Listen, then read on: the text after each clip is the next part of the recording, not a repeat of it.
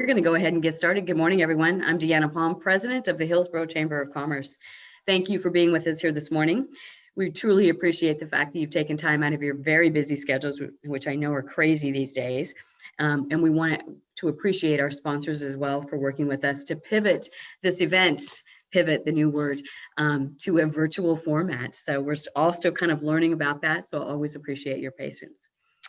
So it is my pleasure to welcome and thank our presenting sponsor, Intel, for their amazing support and investment in this event and with the Hillsboro Chamber. And I just want to take a moment and recognize Intel for their extreme generosity during the pandemic, not only with the Hillsboro community, but I know on a global basis. So Intel stepped up locally with the Hillsboro Community Foundation to help support and fund our community relief effort. They did that sort of right away and then pivoted and offered a matching grant as well to the Hillsboro Community Foundation, really bringing along other business leaders in our community to help support our community relief efforts. So want to recognize and thank you for not only your presence in our community, but for the fact that, you know, when times get tough, we can count on Intel. So thank you for that. So with us here this morning is Nikki Salinger, Global Talent Acquisition Director with Intel, to provide opening comments and to introduce our keynote speaker. Nikki attended the University of Oregon, Go Ducks.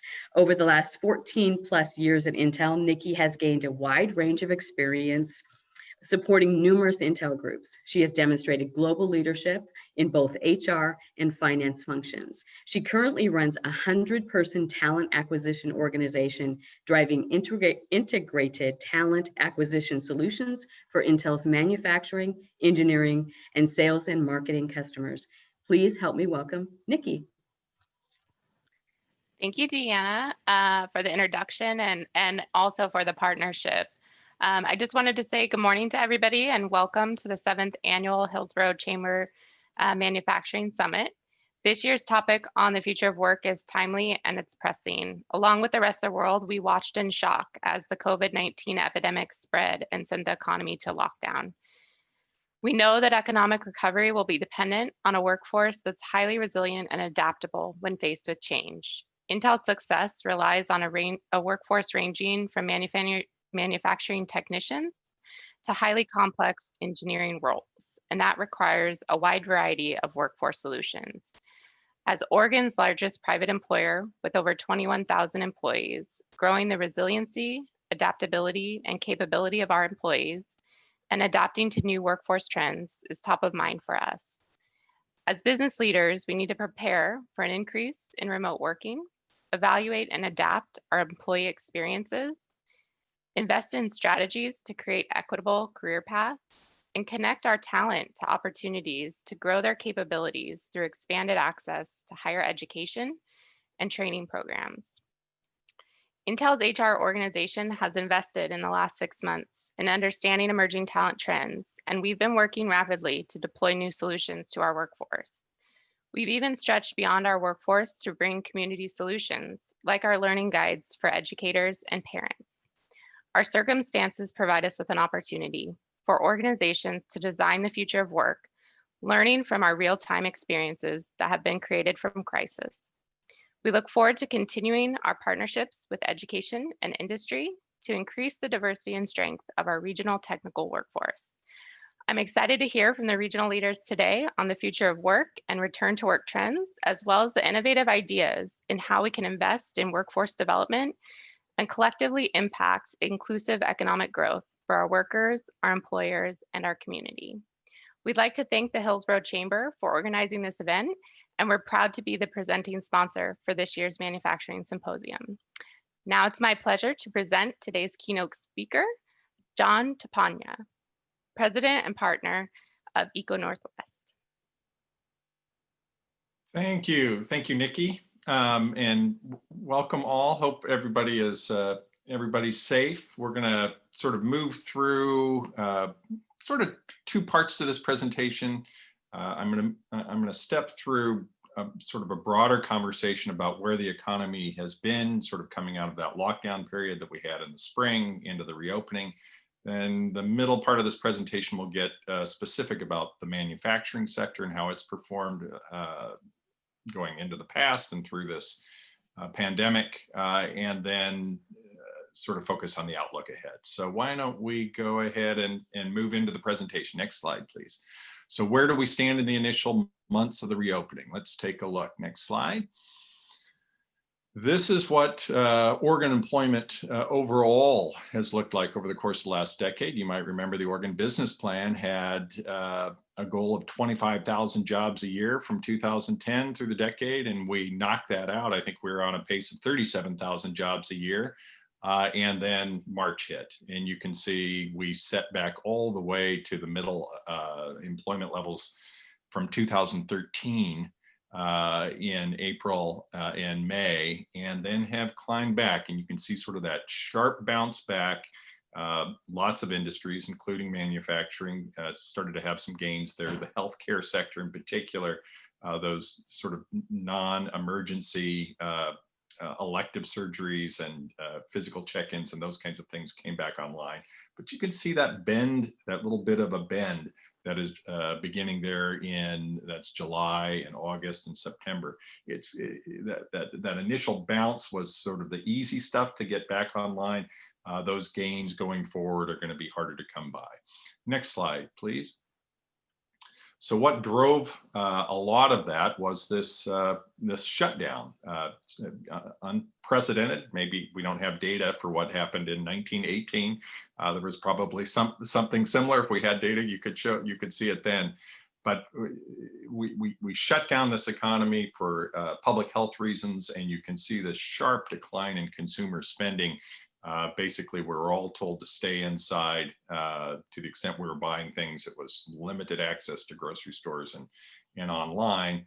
What this chart is showing is consumer spending tracked off of credit and debit cards, and it's indexed against levels in January. So you can see them sort of bouncing along for the US in that gray color, and Oregon in that greenish color.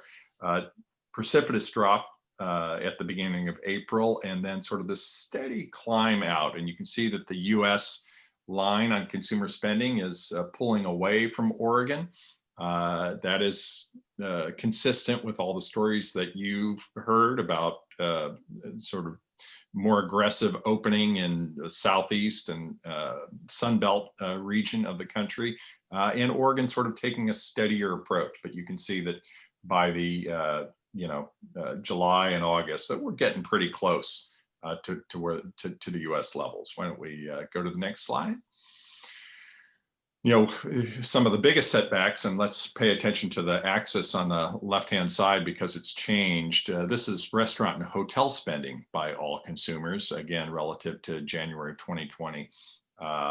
Here you can see, you're down to a 70% plus decline in that spending in April, and then sort of gradually coming back. And one of the bigger differences between Oregon and the US is that we haven't sort of pushed into the restaurants and the hotels in the way that other parts of the country have. I would draw your attention to there's a little bit of a setback there on the US line where you can see it sort of chugging along and then coming back down in July. That's coincident with sort of the outbreaks in Florida, Texas, and Arizona during that period where folks sort of pulled back, even though there wasn't sort of a regulatory mandate to lock down. Psychologically, when that virus is out of control and infection rates are high, consumers pull back. Next slide, please. So now a little bit about this CARES Act that was passed shortly after this pandemic was underway, $2.3 trillion. It wasn't the only relief package. There was another $700 billion or so in a couple of other packages that came along. But let's take a look at how that played out and some of its key features. Next slide. This is a nice overview of that $2.3 trillion package. I'll just sort of fly through it very quickly. On the top, well-known relief to households, those $1,200 stimulus checks, and the unemployment insurance from the federal government was a $600 supplement in addition to state unemployment insurance, and I'll talk a little bit about that. State and local governments got a direct aid. Washington County and the city of Hillsboro got some direct aid to help fight the virus. They couldn't use it just simply to sort of throw into their budget and offset revenue declines, but they could use it to buy the variety of things that they needed to do, hire contact tracers, maybe help with virtual education, PPE, those kinds of things. Public health system also the same. Over on the right-hand side, you look at the small businesses, those SBA loans you've heard an awful lot about, the Paycheck Protection Program, that was $350 billion in the CARES Act. And I think we added another 150 to 200 billion to that in a subsequent bill. And then just very quickly down on the left-hand side, bigger businesses got some breaks through delay in payroll taxes, net operating loss modifications and the like, and then some big support to the airlines and the cruise industry and the like. Those you saw sort of came offline at the beginning of October, and you saw some big layoffs by the airlines when that money ran out. Next slide. Here's how those UI benefits from the federal level played out in Oregon. What we're looking at here is if you sort of look at the axis, you've got individuals who would come forward with different levels of annual income, that would be calculated and audited by the state. So somebody say who had a job and was earning $62,500, which is sort of in the middle there, they would be eligible under state unemployment insurance for $648 a week. That would replace about 54% of their wages. But then the federal government came in with $600 a week that replaced another 50%. So their replacement ratio was about 104%. So they're getting a little bit more than they were earning. But you can see down at lower levels of income, that $600 was a big boost. So say somebody at $22,500 would have got 65% replacement out of the state system, another 139% out of that federal supplement. They're getting double their income over that period of time. And that extended through the end of July, those supplemental payments. So let's take a look at some of the dynamics that created in the next slide. This is the history of the personal savings rate in the United States going back to the late 1950s. You can see sort of bopping along in the teens and then sort of pulled down in the early 2000s in and around 5%. Look at what happened as we came into this pandemic. As that money pushed out, those $1,200 stimulus payments and some of that unemployment insurance, where people were getting more than they were earning in their jobs, that savings rate shot up to north of 30%. So the couple dynamics there, obviously, folks were anticipating that maybe this recession was going on for a while, and they wanted to stock some of that away. And I think that's why you're seeing a bit of a delay, even though those payments stopped in July on unemployment insurance. You're seeing a bit of a delay in terms of the evictions and other kinds of hardship, because there was some sizable savings that was taking place, both with those $1,200 checks and the unemployment insurance. Next slide, please. So now I want to sort of step through and take a look at manufacturing generally, and also how it's performed in this pandemic. A few slides here going back in time.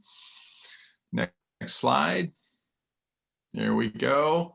So here's overall manufacturing employment. This is an index, so we're indexing it back to March of 1991, which was the end of that recession in the early 90s. And so if you're above the 100 on this line, that means your employment is higher than it was in March of 1991. If it's lower, it's being reduced. So the blue line is Oregon's index of manufacturing employment over that entire period of time. The red line is the US level of manufacturing employment. So you can see this general sort of downward trend, which all of us are going to be aware of through combinations of automation that is a big long-standing trend in manufacturing, increased use of robots and other kinds of processes that have made manufacturing less labor intensive. Big declines. I mean, you're down 30% at the US, but look at Oregon, which is kind of interesting here. If you're right before we came into this pandemic, the level of employment in manufacturing was the same as it was back in March of 1991, which is a very different story than it is for the US. So now let's go to the next slide and sort of break this into two big parts. This one is looking at a subsector of manufacturing, that part that is what is called durable goods, so sort of tangible things that you can touch. This would include Intel, it would include that computer and electronics sector broadly. It would include wood products. It would include metals. It would include, the recreational vehicles and aviation and things of that kind. Here again, sort of same story, where Oregon doing much better on an employment picture than the U.S. Obviously, still declines, and you're down. But again, look at this relative to 1991, right before we came into this pandemic. We were pretty close to that 100% line, sort of holding our own employment wise relative to that benchmark. The same can't be said at all at the U.S. level. Next slide. And we're going to see the same thing on the non-durable side. So this is food manufacturing, our beverage industry. There could be textiles and other things in here as well. And again, look at that decade. If you sort of come out of 2010 up to 2020, a big strong run for non-durable good employment. And again, a lot of that in the food manufacturing and beverage industry, but also a sharper decline coming into this pandemic. And I think there you had some challenges in that sector with social distancing. And you also probably had some bigger challenges there in supply chain demand. So, these are food manufacturers. So they're providing goods and services, or providing goods to restaurants, et cetera. And to the extent that some of those orders have slowed down with the struggles in the restaurant and hotel industry, that's going to sort of push back into this industry as well. So now I'm going to give you a few slides that are pre-pandemic, but underscore why the manufacturing sector is something that we care so deeply about. These are all sort of 2018 data pre-pandemic, but it shows you why economists and policymakers should be especially interested in a healthy manufacturing sector. These are wages in manufacturing and non-manufacturing industries for employees who come in there with different levels of education, high school diploma or less, some college but no degree, or an associate's degree or higher. And what you can see is that every educational attainment level, somebody can find work and get into that sector, they're doing considerably better with that same level of education than they would outside of the manufacturing sector. Next slide, please. And then this is going to repeat itself over and over again. Women coming into manufacturing, men coming into manufacturing, doing better than their peers who are not in manufacturing. Next slide, please. Non-English speakers and non-white workers doing better in manufacturing than non-manufacturing. Next slide. You're going to see it for all but the Pacific Islanders in this slide. American Indian, American Native, Asian, Black, Hispanic, multiracial, all doing better when they find work in the manufacturing sector than outside. We need to dig a little bit deeper into the Pacific Islanders and see what's going on there. Next slide. And then in terms of access and representation in the industry, here's one that can use some more work. As you see sort of the benefits of the manufacturing sector, what we're seeing here is some slight underrepresentation of communities of color inside the industry. So the light blue bars are the sort of shares of the population of each of these racial ethnic groups, and the dark blue is the share in the manufacturing sector. In most cases, they're Hispanic, Black, and Asian. Less representation inside that manufacturing sector. So lots of benefits there. Probably some work to do in terms of providing better access to those jobs across races and ethnicities. So that's the manufacturing story. And now I'm going to sort of move through. Next slide. What's in front of us with respect to this pandemic? Let's go to the next slide. Early in the public health crisis, Bill Connerly, longtime economist out of Lake Oswego, made the point, if you want me to tell you about the economy, tell me what's going on with the public health crisis. And that's, I will say that over and over again. Oregon is, in a relative sense across this country, doing very well in terms of its response and its outcomes with respect to this pandemic. Here are cumulative deaths per 100,000 people for the United States. You can see, the 64.1 is the average per 100,000 people at the US level. Oregon's down at 14.2. Obviously, that's 64.1 driven an awful lot by those early experiences in the mid-Atlantic states, New Jersey, New York in particular, but then increasingly added to by Arizona and Texas and Florida in the summer.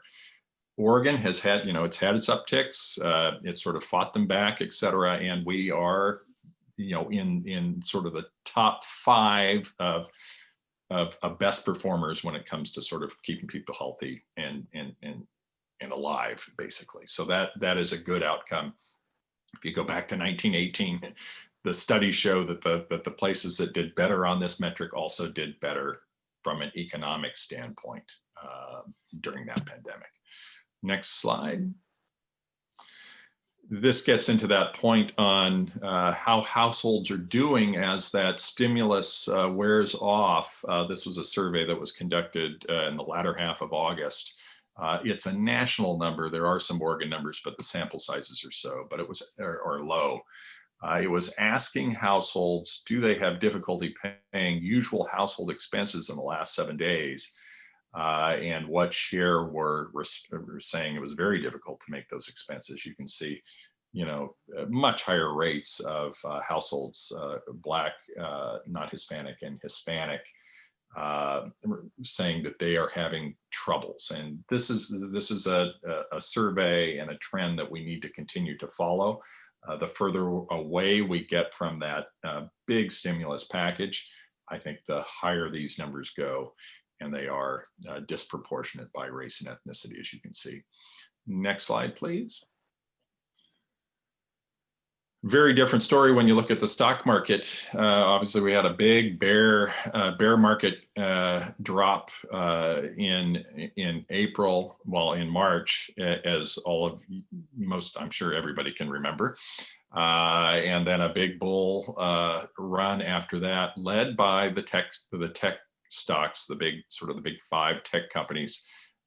They are increasingly major drivers and disproportionate drivers of these indices, and they had a good run up until the end of August. You can see sort of a setback in September when I think investors started to look at their prices and think that they were overpriced relative to their earnings, but then sort of have bounced back in the last few weeks. So you've got a very different story going on here in the stock market than you do on Main Street. And I'll make that point one more time.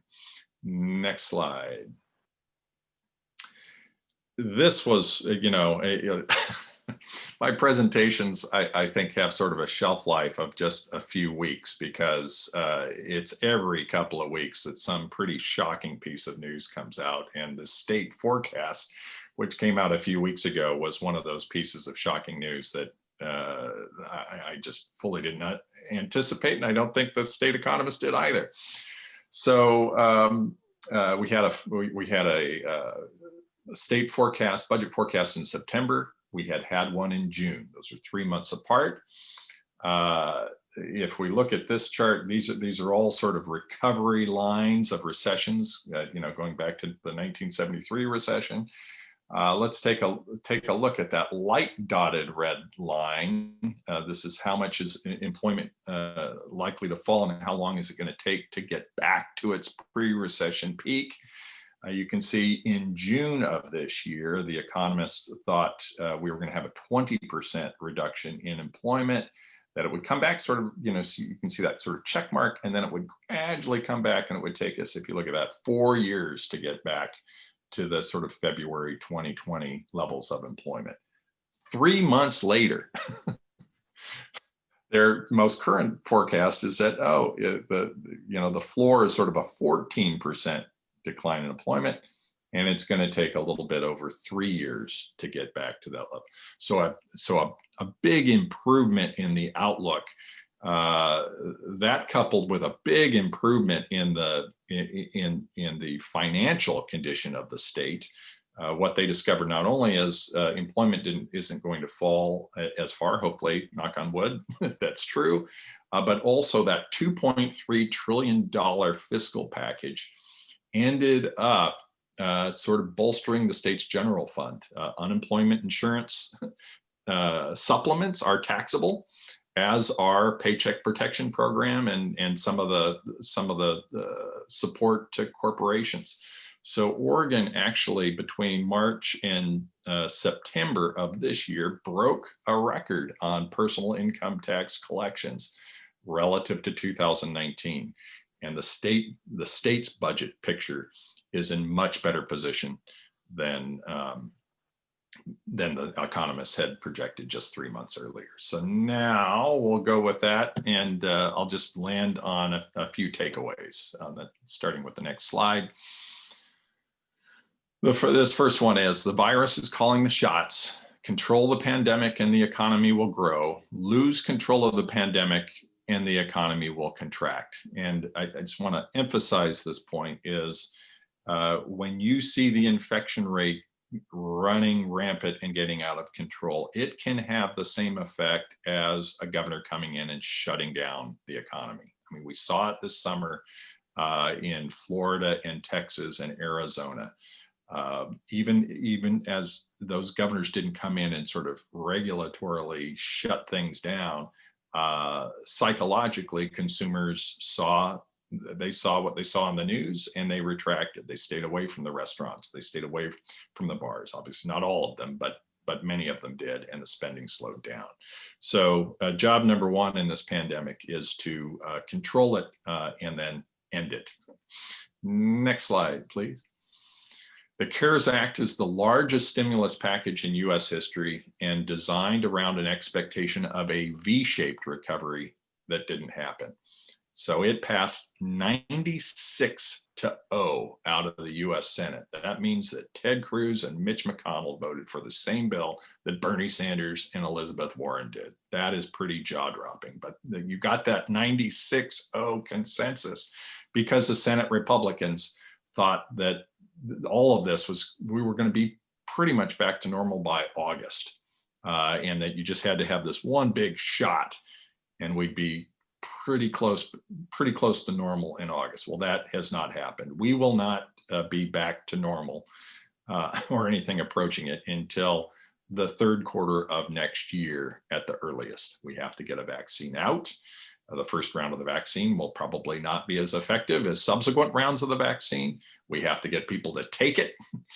There's a lot to do there. And, I think the best hopes are that the third quarter, and by the time the schools are ready to reopen next year, we may be in considerably better shape than we are today. But between here and there, a large majority of economists and the Federal Reserve chair are saying more fiscal stimulus is warranted, and it doesn't appear that that's going to be forthcoming before the election.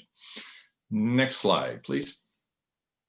As I sort of hinted, the pandemic is playing out differently on Main Street than Wall Street. The stock market has recovered despite elevated unemployment and the prospect of ongoing business closures. So we do have, people have long said that the stock market is not the real economy. This is just putting that into high relief. You've got still elevated unemployment. You've got the threat of ongoing small business closures, et cetera.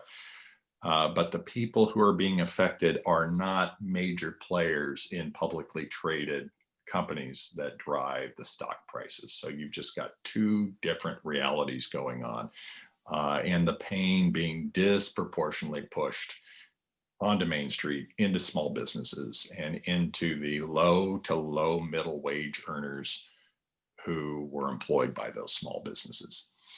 Next slide, or last slide, sort of looking forward, these pre-existing trends, and Nikki hinted at these in her opening. In automation and technology have accelerated. A successful recovery strategy must anticipate new ways that we will live, learn, and work. Oregon Business Plan it has organized its focus and activities,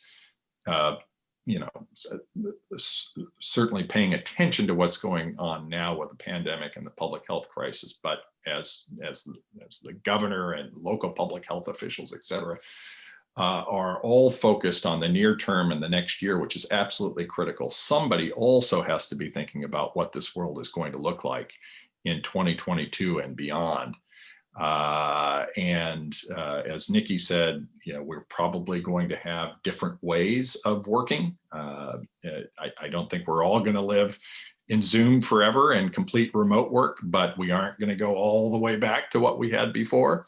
And so where that sort of settles and what that equilibrium is, it is unknown, but we should anticipate something that is different. Also, we've got all kinds of new ways of learning, certainly in the higher ed level, and some of what's going on in K-12 can be carried forward as well. So we have to figure out what we've learned. Telemedicine, for example, in the healthcare sector is a whole new method of delivery that was sort of sitting there now, but we've tested that platform and essentially had professional development abruptly for physicians and nurses, across the state, and that's a platform that's going to continue to be used at a much higher level than it was pre-pandemic. So with that, I will pause. If there's time for questions, happy to take some. Excellent, John. Thank you so much. Yes, we have time for questions. I would just ask that folks raise their hand in the Zoom mode, and we'll unmute you and have you ask your question. Who would like to go first? Awkward pause. So John, I'll ask a question. So I noticed that there were some national numbers that came out in September regarding married females that were actually leaving the labor force, obviously to take care and assist with their children's education. What does that look like, and what is the impact of that on our national economy?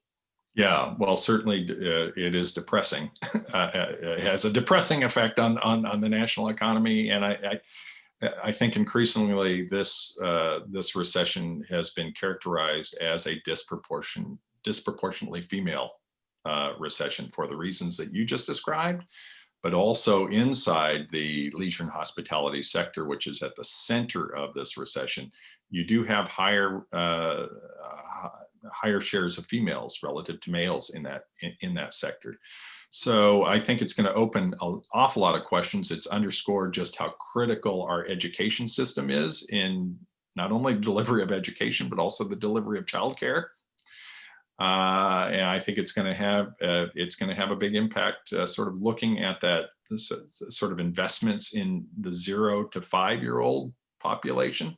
There has been, by economists and many others, sort of the importance of early care and child care in those early years. I think that gets a deeper relook given the way that this pandemic's played out and child care responsibilities have been so challenging.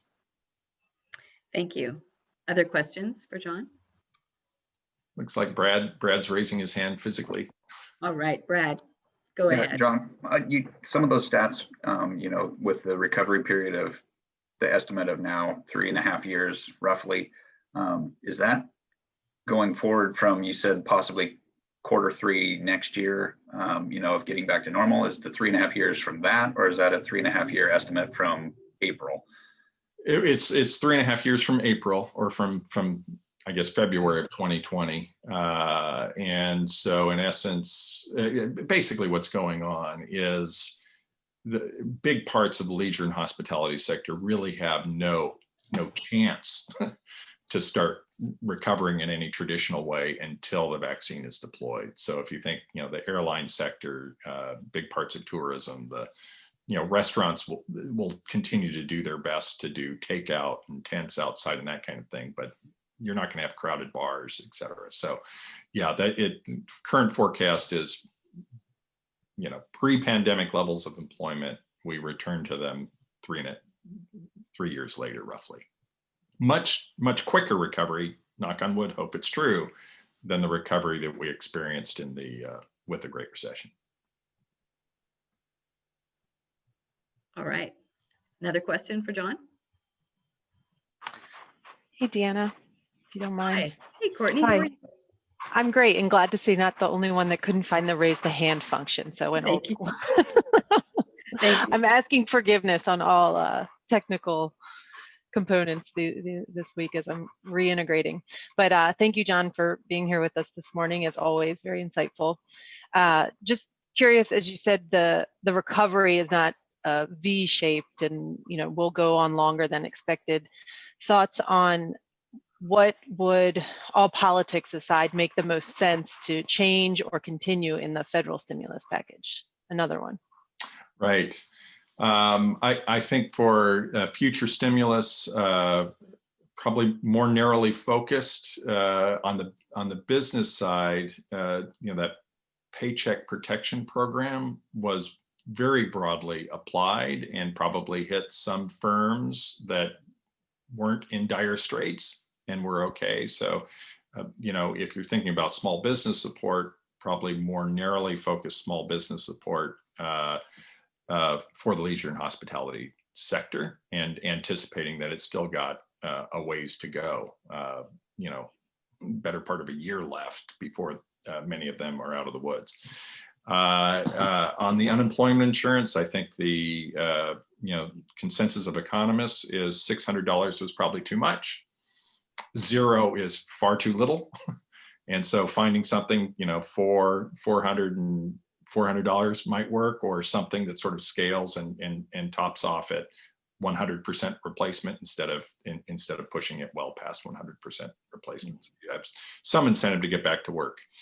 And then, big debate, I think, on state and local government support and shoring up their budgets. I do think, after having seen sort of the numbers for Oregon, the federal government needs to take a close, clear look at how that first round of stimulus landed in state and local budgets. Clearly, they weren't thinking about their sort of directly supporting state government budgets with that $2.3 trillion, but you throw that much money out there, and they did indirectly. And Oregon is in a better position than most states, and this is a big deal, and we can credit the legislators of the early 2000s for this. We came into the recession of 2001 with no reserves and no rainy day, and we learned from that. We were the poster children of that recession. Huge, precipitous decline in revenue, and no rainy day policy at all.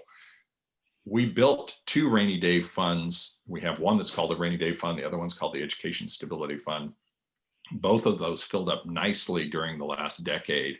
And we have an ending balance as well of sort of $1.7 billion that we're going to be able to carry into the next biennium. So I'm not going to, I would never characterize the legislature's job in this next session as being easy, but boy, it's they set themselves up much better than recessions of the past, and the puzzle's a whole lot easier to deal with than 2001. Excellent. Another question for John? So Keith? John, thank you again for being here. Quick question. One of the things that I've been fascinated with is the growth, and Deanna used the term pivot a little bit earlier, and I think we all have heard that term, but I think that one of the things I'm fascinated with is the growth in the entrepreneurial development of new types of business as the economy to some degree reinvents itself, online learning, et cetera, et cetera. What do you see happening there? Because I've read some reports that says that growth of new startup development is at an accelerated pace beyond expectations. And so how might that affect things going forward?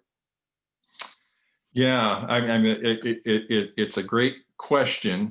You've got an awful lot of people who have sort of quickly and abruptly changed the way that they're doing work. And the beauty, especially in a place like Hillsboro and Washington County, is it's an extremely talented pool of entrepreneurs and thinkers that we pulled into the state and into your county in particular.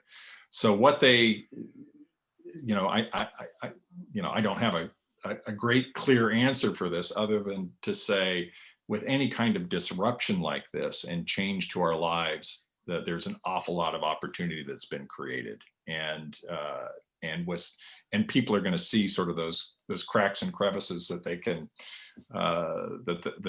they can work with. I mean, I think, as I think about opportunities in Oregon, trying to think about how the non-metropolitan part of the state, rural Oregon, sort of looks at how can it take advantage of sort of the decreased ties of people having to be in an office all the time. I think we're going to want people to be in offices more than they are today, but less than they were before. And I think also sort of the ability to deliver medical advice more seamlessly through telemedicine. Not going to work for every encounter for sure, but I think it liberates us some in sort of geographic space. And I think there's some advantages, potential comparative advantages that Oregon has and non-metropolitan Oregon may have if they can organize themselves well to seize on that.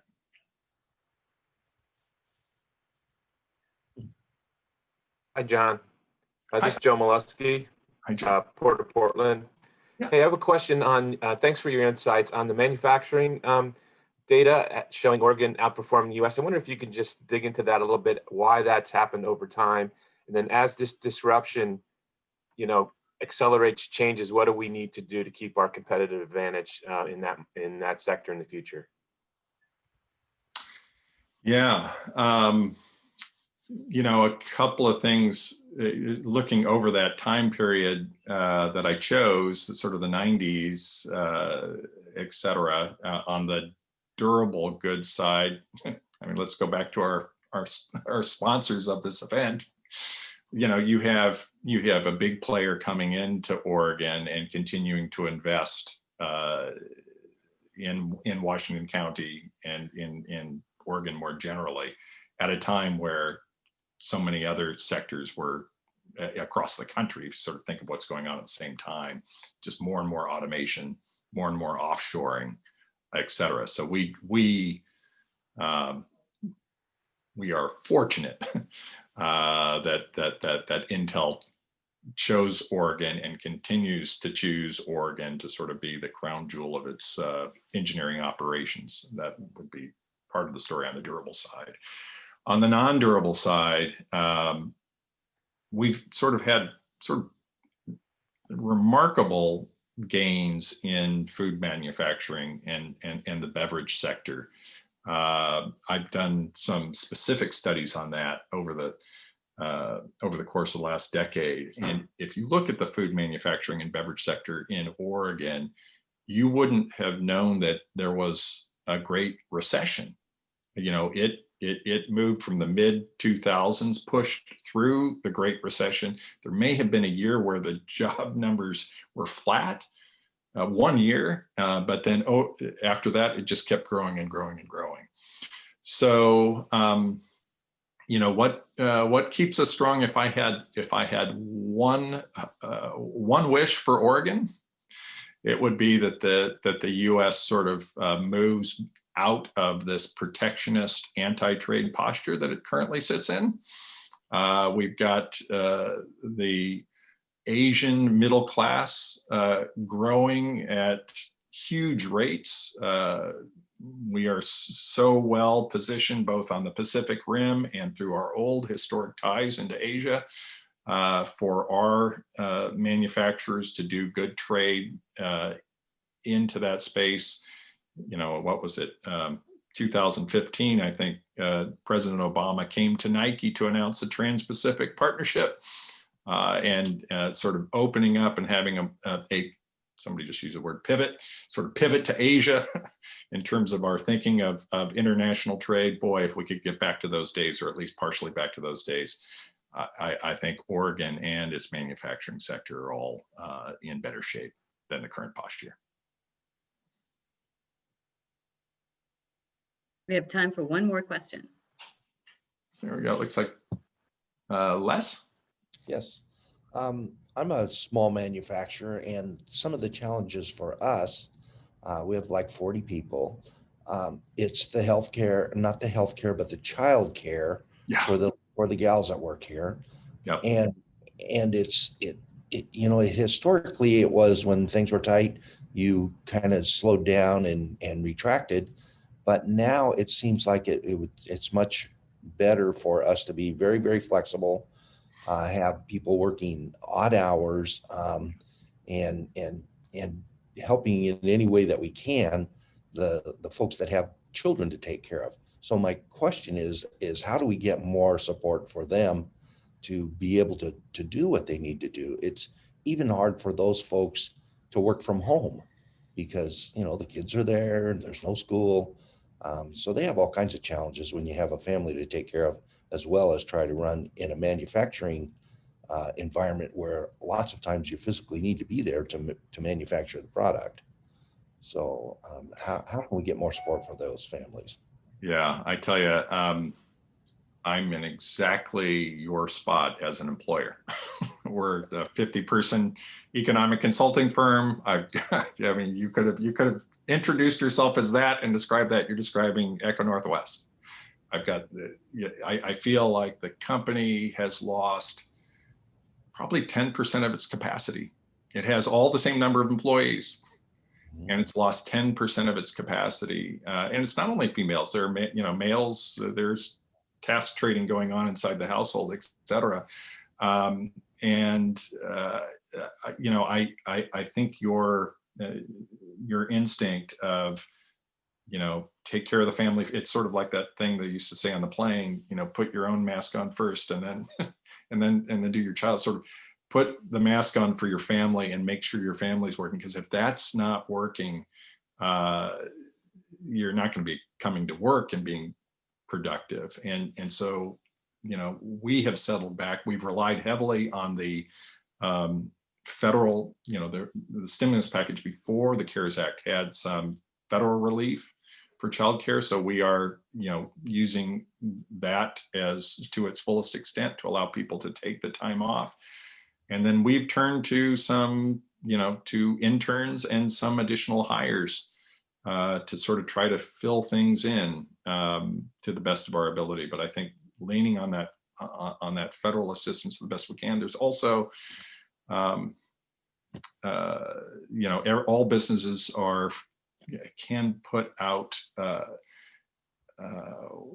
because of disaster declaration. You do have the right to give people, $500 to $1,000 of disaster relief, which is sort of considered an expense payment and is not taxable. So we've gone to that step as well, to just provide any kind of relief the federal government is giving it, trying to pass that on to those employees. But boy, I don't have any quick fixes. It's I think just trying to figure out how to keep the machine running without breaking it right now is sort of the key. Excellent. Thank you so much, John. As always, fabulous information. I appreciate the fact you put in some good news in there. Always nice to have an economic forecast that has some good news in it. I know that some of our attendees have asked whether or not it's okay to share your slides. Is that okay with you? Absolutely. Please do. Excellent. Thank you so much for that generosity. We appreciate it a lot. And thank you for joining us here today. Thank you. Have a good session. Thank you. So now it's my pleasure to introduce another one of our sponsors, John Grimshaw, Managing Director with Applied Materials, Field Service Operations, to introduce our workforce panel, and a shout out to Applied Materials, who is another one of our business involved investors in the community, but also stepped up to the Intel Challenge and helped support in a big way our Hillsboro Community Relief Fund. So thank you, John, and welcome.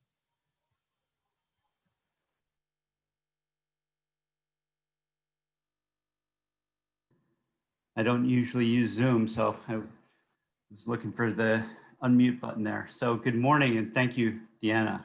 Can you hear me okay? Okay, great. So good morning, everyone, and it's my pleasure to introduce the workforce development team. A little bit about myself and Applied Materials. So Applied Materials has been engaged with the Chamber for many, many years, since early 2000s, and we're an equipment manufacturer for the semiconductor market. So really, thriving in the area, as John was just talking about. And we have a longstanding presence here in Oregon. So a global company that, we engage in workforce development.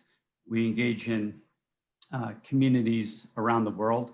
And really during this pandemic, we've been working to try to help in many different ways with food banks and donations to homeless shelters and that sort of thing. So it's my pleasure to be here this morning and to introduce this panel. We have a great group of speakers here today. I'll give a brief introduction.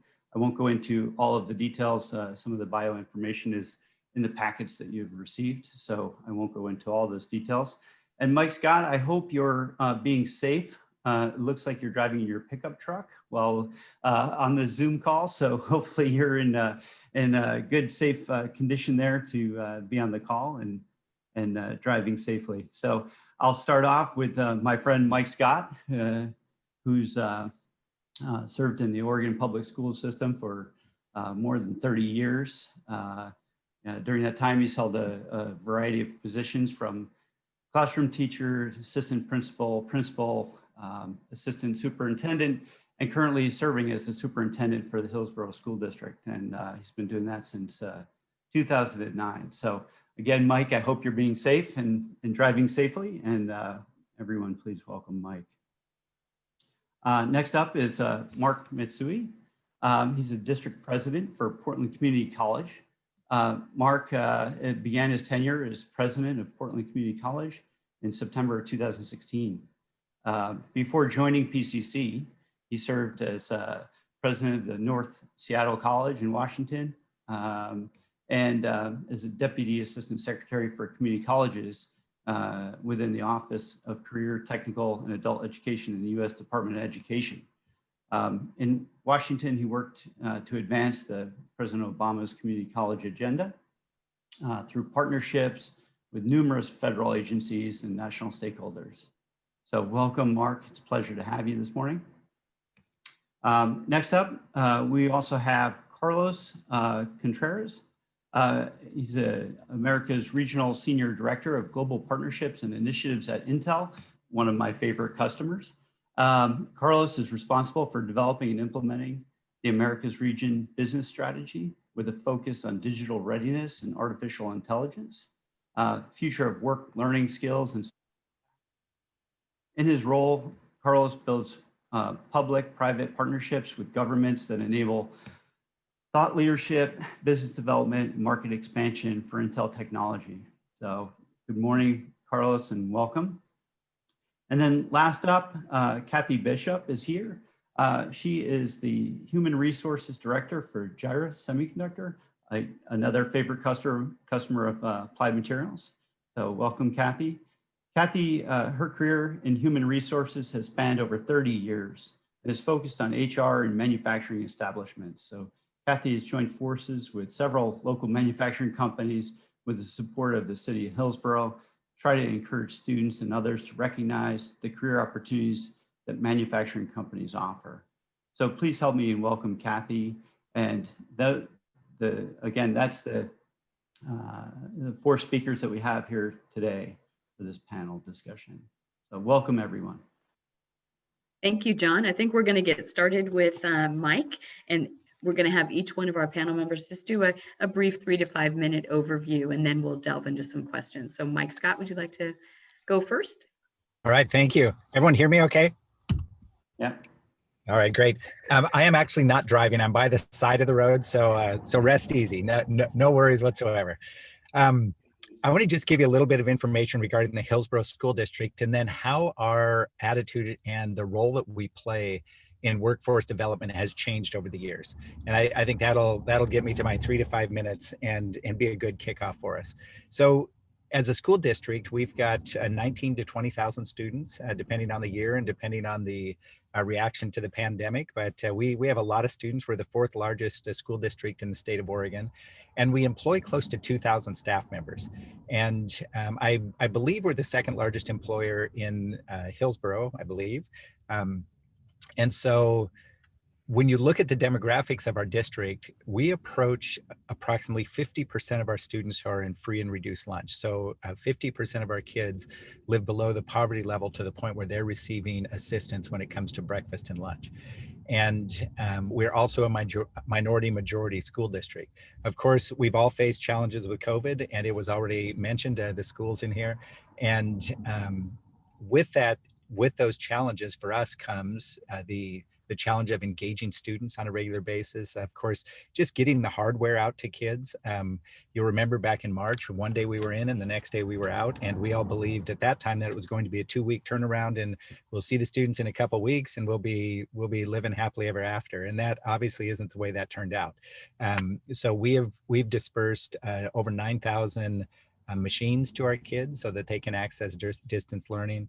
We're about 2,500 hotspots we've distributed. And of course, we've connected people with Comcast and other providers in a cost-effective way in order to make sure that they just have the connectivity so that they can have an opportunity to access their instruction. In the meantime, we've been retraining our staff. There's some positions that just aren't necessary when in distance learning, and we've repurposed a number of our staff to meet the needs that we currently have.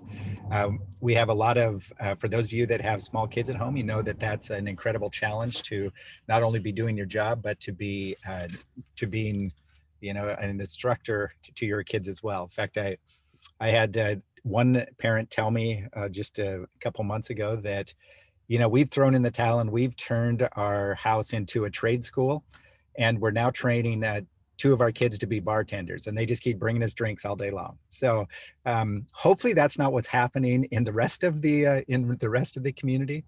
But in terms of our role and what it takes to build a viable workforce, we've really changed our attitude over the last several years. If you look back just 10 years ago, the attitude in education was, we've got to get the kids to college, we've got to get them on a college track. And if we don't do that, then somehow we've failed as a district. And I think we were also portraying the notion that if they didn't go to college, that they were somehow a failure as well. And that obviously is not the track that a number of our kids are going to take. I'm thankful that in education, and specifically in the Hillsboro School District, we recognized our error and we worked to remediate it as soon as as quickly as we possibly could. We know that is not going to be the track for all of the kids in the Hillsboro School District. We know that's the case, and we need to embrace that. And for so many kids, it's not the right path. It's they've got so many other skills in different directions, and they've got so many passions, and they're excited about going a different direction, whether it be trades or whether it be whatever it may be. We want to encourage that, and we want to embrace it, and we want to help them get there. So I think one of the most important things that we have done is we've changed our attitude about it, and we have we've come to an understanding of what our role is. We believe and understand that if as a district we're not doing our part in building a viable workforce, then that is going to impact our local and state economy in such a huge way. So I'll stop with that, and next time I have the opportunity to talk, I'll talk about some of the partnerships and some of the programs that we have going. But as a kickoff, that's who we are, and we have that deep belief in creating paths for kids that are going to provide for them the opportunities that they're hoping for. Excellent. Thank you, Mike. And that bartender story is like the first time I felt bad. My kids aren't here. They're all grown. I'm like, dang it, I missed out on that. All right. We're going to move on to Mark Mitsui. Good morning, Mark. Good morning, Deanna. Can you hear me okay? Great. So it's a pleasure to be here. I think both Mike and I are looking forward to the era of self-driving vehicles. And in the future, we'll be able to have these conferences on the go. Yeah, a friend of mine, a recently retired president at Miami-Dade College, likes to say that talent is universal, but opportunity is not. And I think about Portland Community College really as an engine of opportunity, to make opportunity as universal as the talent around us. And we've got great students who have talent. They just need an opportunity through education and training. And we have great employer partners who need that talent and just need the opportunity to find them. So we're about bringing the two together. Portland Community College is the largest college in the state of Oregon. We serve 65,000 students each year, about 45,000 credit students and about 20,000 non-credit students.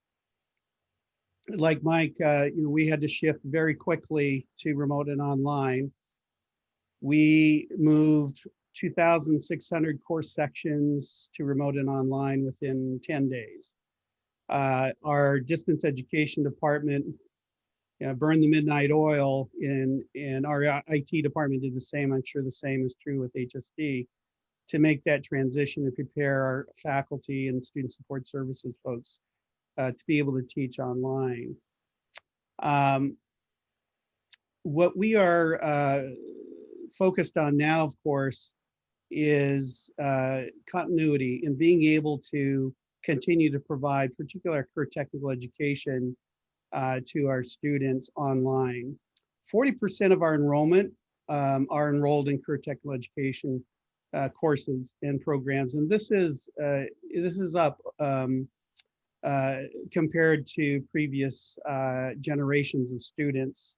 CTE enrollment has been climbing steadily at PCC.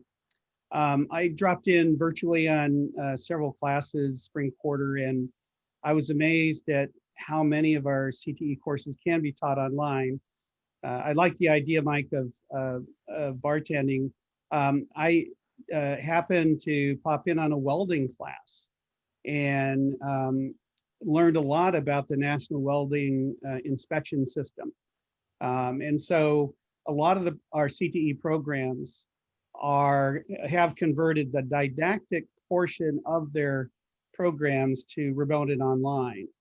And then we have begun to take a look at alternative ways that we could deliver the hands-on components. We have a team working on immersive technology that's AR and VR applications within career technical education, and a pilot project going in some of our sector areas. So we'll learn a lot from that and see how we can maximize this transition and continue to create opportunities. Basic skill or basic needs are a huge barrier for so many of our students.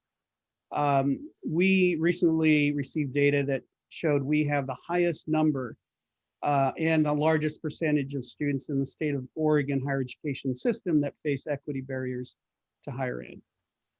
And hunger, homelessness, housing insecurity are major issues for our students. Our students' average age is 28. So students have been out of high school for 10 years. They've been working a variety of different jobs, but are coming back to us because they need an opportunity. They know they need more education. And some of the biggest barriers are the basic needs. We did a survey recently, pre-COVID, on hunger and homelessness. We found 19% of respondents indicated homelessness in the previous 6 months. 41% indicated food insecurity, and over 50% indicated housing insecurity. 2/3 indicated some form of basic needs insecurity during the response time. And those are huge numbers for us. And so we've initiated something called Pathways to Opportunity, which is the integration of public benefits around students. That is food stamps, TANF, Pell, Section 8 housing. And the goal is to wrap those around students at the same time, so they have a roof over their heads, they've got food on the table and books in their backpack, and they can focus on school and graduate. After COVID, those numbers have become worse. And now we add job insecurity to that. 2/3 of students post-COVID now experience job insecurity, 1/3 unemployment. We know, though, if students can persist, that their unemployment rates drop significantly, as John has mentioned. And of course, we're better able to fill the skills gap. So for us, we're really focused on the opportunity gap, bridging the opportunity gap to help employers bridge their skills gap. And really appreciate all of the partnerships that we've been able to have, particularly some of the folks on this panel, and then also a lot of folks in the audience.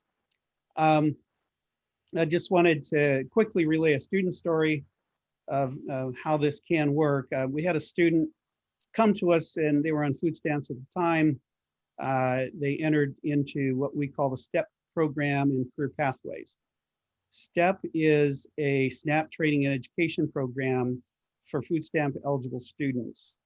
So STEP actually paid the tuition for a welding program for this person and food stamps while they were going to school.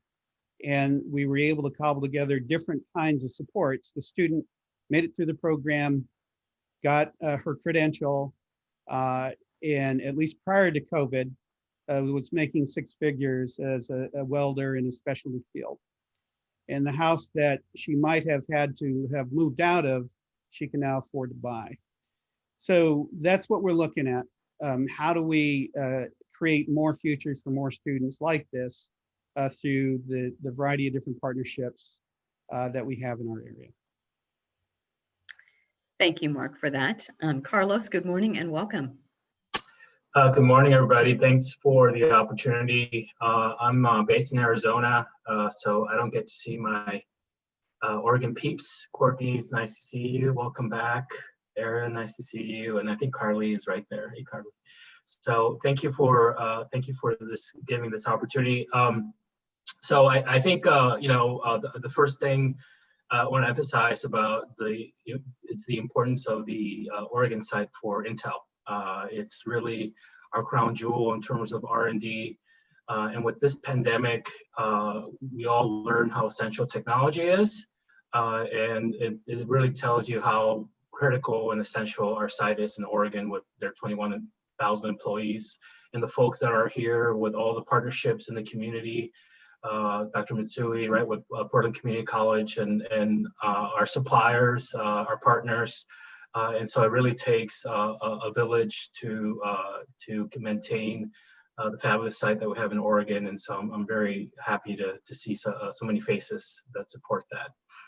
So for us, with the pandemic, it's been about staying connected.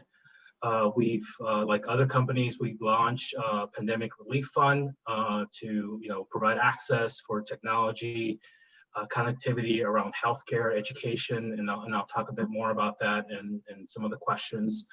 And kind of focusing back on your previous panelists in terms of the future and how do we come back from this horrible situation? How do we use this as an opportunity to reskill a lot of workers? So I spent a lot of time on artificial intelligence and specifically around workforce and development programs.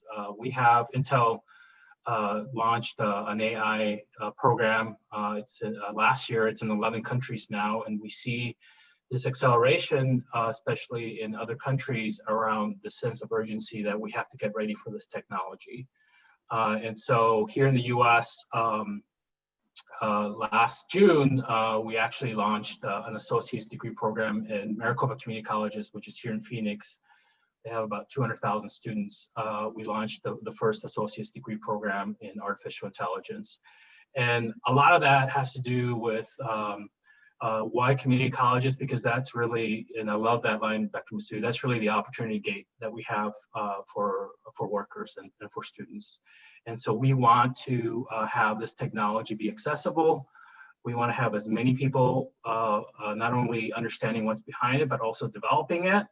And we think community colleges are going to play a pivotal role in terms of getting us, this country, and getting our workers ready for this new world that will come out of. So I look forward to the discussions and the questions. And thank you. Thank you, Carlos.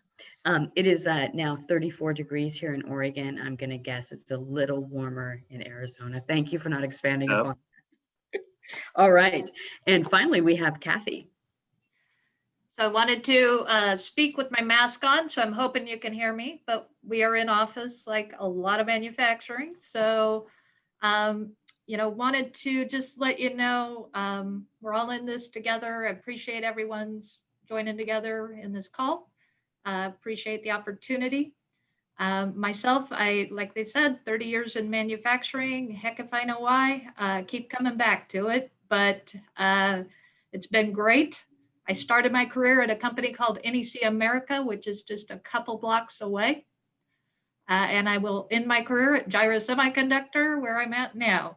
Gyra was actually, formerly this fab was IDT, and IDT was looking at closing down, and Alpha Omega came in and purchased it with the mission that we will bring manufacturing back to the United States. That's a big mission, and it's a mission that I think everyone on this call is in. We saw a lot of manufacturing leave, and we're reestablishing manufacturing, and that is key. Through all the manufacturing companies that I've been with, I kept scratching my head of why. I talked to my employees and they say, yeah, out of high school, I just needed a job. I came to manufacturing. I've been here 30 years. And then you go and you talk to the students and they don't even know what manufacturing is. So for me, that created personally the need to take and connect and get the schools, the community colleges, which have been supporting us so well, to try to make sure students know what manufacturing is. And even though that takes a lot of time, and I know for smaller companies, we don't usually have the staff to put into those charters, but we're doing it anyway because we have to. And now you have COVID. So COVID is now having people say, wait a minute, I can't go get the job in retail. I can't work at the restaurant. What's still there? Manufacturing. We're running. We're running carefully, but we're running. So I think John's statement about COVID for companies right now, if we lose control of the pandemic, the company could close. So we have a lot on our shoulders right now, I think, as the managers and people involved with manufacturing. But we keep moving forward and we keep partnering to make sure we can move things forward. And I really appreciate Deanna and Christy with the city. You guys are helping us a lot and we really, really appreciate it. Thank you. Excellent. Thank you, Kathy. So that gives us a great starting point for a conversation. So, and just a reminder to our audience members that we will have time at the end for your questions. So be thinking about that so we don't have dead air, which really just gives me a lot of anxiety, right? So we're going to start out with Mike Scott. And we're going to start with, what are some of the key ways in which K-12 has achieved a level of alignment with workforce development strategies and policies? Thanks, Deanna. That really is such a key question, because I mentioned before that it's one thing for us to change our attitudes and our beliefs about what are appropriate pathways for kids, but it's a whole other game to understand what that pathway looks like and understand the industry to the degree that we can make some shifts in our curriculum and make those opportunities truly available for students. So, I think back to when I was in high school a few years back, and I had a class called metals class, and I had a class called woods class, and I had a class called, it was in the hippie era, so we had leather design back then. So we had just all of these different classes, and to me, when I hear manufacturing, I think of the 3-week foundry portion of my metals class where we were pouring metals into, and we were casting and that kind of things. And so I think that's part of the issue that in education we had to overcome. So many of the decision makers grew up in an era where this wasn't part of the conversation. And so we just had to dig in and learn about that in a really significant way. One of the things I think that has made us successful in this journey is our career and college pathway. And in fact, that's a good example. We used to call it college and career pathway, and we deliberately made that change, and now it's career and college pathway because that's not everyone's path. But that pathways program, I think the best thing that we did is we put together groups of people that were truly experts in the field, and they worked to advise us and to partner with us and to help us adapt our curriculum so that we're not just guessing about it. We really are using the expertise in the industry. And if you think about some of the players that we have engaged in that, and I hesitate to do this because I know I'm going to miss some folks, but if just off the top of my head, some of the people that I know are engaged in that Pathways program and that are advising us and partnering with us, we've got PCC and Caterpillar. We recently built a new transportation center, and we didn't even consider building that transportation center without having a bay in which kids could learn diesel mechanics, and we could bring a partner through PCC and Caterpillar to assist with that. We didn't even consider doing it. It's one thing to have a place to, maintain our own buses and for our bus drivers to be able to gather and for us to work out of. But I think it's a whole other commitment level to say, no, we're not going to do that unless it can be something that kids can access as well. We partner with Genentech and Davis Tool, and we partner with Metafab and Applied Materials and Gyra, Intel, Toso Quartz, and the Hillsboro Airport most recently. And over again, our goal is to provide opportunities for kids that we wouldn't be able to do on our own as educators. And if you think about just the short list of names that I just rattled off, the power of those businesses creating on-ramps to opportunities for our kids, that's a lot of power within just the city of Hillsboro.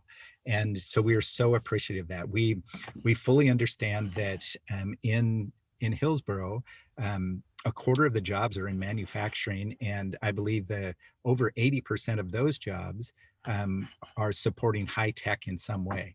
So it's not just the trades, but it really is those high tech connections that we know that are absolutely necessary. And it's so many of the high tech jobs in Oregon are based in Hillsboro anyway.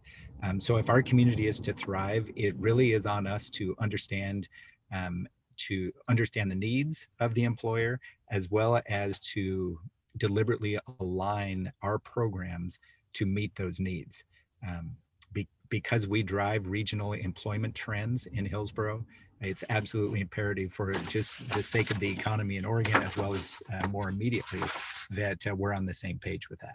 So that's one of the things I think I'm most proud of, is we've pulled in industry partners, we broker those partnerships, we facilitate those conversations, so that our kids can have greater opportunity and really have an opportunity to see their future as something maybe much greater than their current circumstances would predict for them. So, all right, I'll stop there, Deanna. Thank you, Mike. I appreciate that. Mark, what is PCC doing to prepare students today for the business of tomorrow, which is now different, and beyond? Thank you, Deanna. Well, a couple of things. One, from an institutional perspective, we are just completing our strategic planning process and embedding important themes in them, such as agility, and making sure that our organizational structure reflects that. So we are in the middle right now of a major reorganization of the institution to realize that theme of being as agile as possible so that we can provide the most relevant education for our students. So in general and historically, we've had technical advisory committees, and each of our career technical education programs are required to have a technical advisory council or committee made up of subject matter experts, folks working in the field who can help us to identify the curriculum. And that's been our source of input and guidance for designing and updating the curriculum. As we move forward, we have several hundred employer partners engaged in a variety of different committees across the college. Innovation, though, in preparation for the world of work also happens through our learning outcomes. And learning outcomes identify exactly what it is every student should be able to demonstrate by the time they graduate. John Tapania has in other presentations provided really helpful information on the skills that help to make certain students and graduates automation proof, so to speak. That is, we want to take a look at the sectors that are least likely to become automated due to, let's say, advances in AI and other technologies. And then look at the skills that are going to be required in those areas. And we have seen that many of the learning outcomes match those skills that are going to be required in the workplace of the future. And so our accreditor is also pushing learning outcomes for all the institutions, and we are assessed on whether or not we actually assess our learning outcomes on a course level, program level, and institutional level. So that's one thing that's happening both in our field, but also at PCC to make sure that we are keeping current with those durable skills, employability skills that folks are going to need. And by the way, they line up pretty well with the humanities learning outcomes.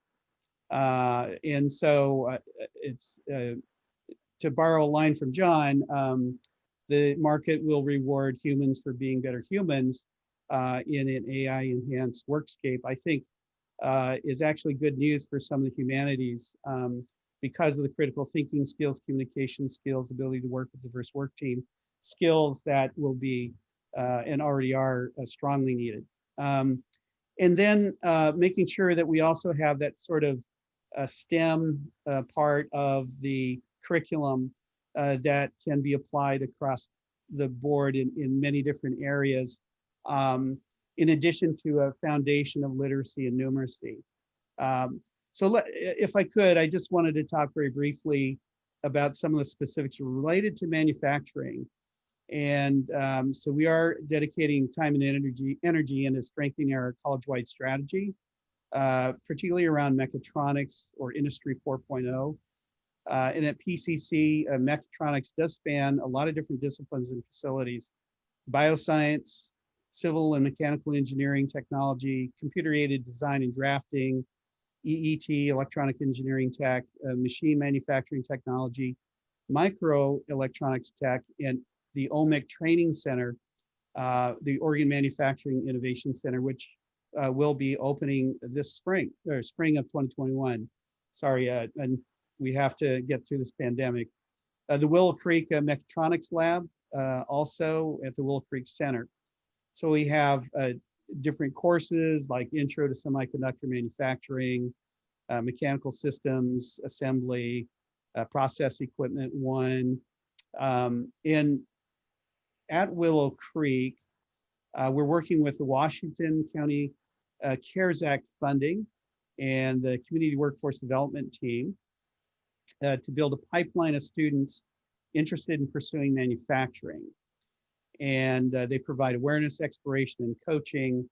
And in collaboration with the City of Hillsboro Manufacturing Workforce Partnership and our Immersive Tech program, the team is creating a 360-degree video highlighting different sectors of manufacturing to get students excited about it. The Mechatronics Lab at Willow Creek is ready for students as soon as we can return to in-person training. And Deanna knows about, and thank you, Deanna, for your assistance in helping us spin up a contact tracer training program. It's a non-credit program to train folks to be contact tracers and to help in this pandemic. And then finally, OMIC, just very briefly, the concept at the Oregon Manufacturing Innovation Center is to bring research and development breakthroughs and the training cycle, the training process, closer together in proximity in space and time, so that breakthroughs in R&D around advanced manufacturing can be reflected in the training process as quickly as possible. So we're building a 32,000 square foot advanced manufacturing training center in Columbia County in Scappoose, and is designed to support industry partnerships. We have several partners on board. It's scheduled for completion December of 2020, and we have plans for soft opening in spring of 2021. Taking a look at work-based training, student-centered, industry responsive learning models with state registered apprenticeships, short-term stackable certificates, and traditional CTE training programs. And finally, the career pathways approach. These are stackable credentials with wraparound support services that are industry guided, that allow students to get through as quickly as possible, develop the competencies, go out, earn a living. When they're ready for promotion, come back. They don't have to start all over again. So that's what's meant by the stackability. And then those can accrue into an associate's degree. So those are some of the efforts or initiatives underway at PCC. Excellent. Thank you, Mark. I think 7 months ago, if you would have talked to me about contact tracing, I would have thought we had some sort of stalker issue going on, but my, how things have changed. Carlos, I'm going to question for you. What is Intel working on, and I think you touched on it a little bit, to continue to support education partners and workforce development in this new world of work? Yeah, I think you know, the first thing, and I talked a bit about this, is what happened in the spring and how could we support schools as the pandemic hit and getting online learning up and running, right? So that was the spirit of the pandemic relief fund that we set aside $50 million, not only the education, but also healthcare access that became so important, and with connectivity and devices.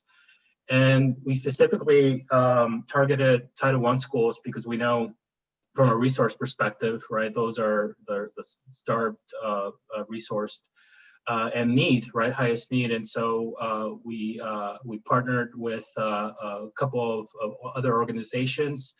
And this is a national program, and we're working with 40 districts. So 40 districts in the US got funding, including 7 in Oregon.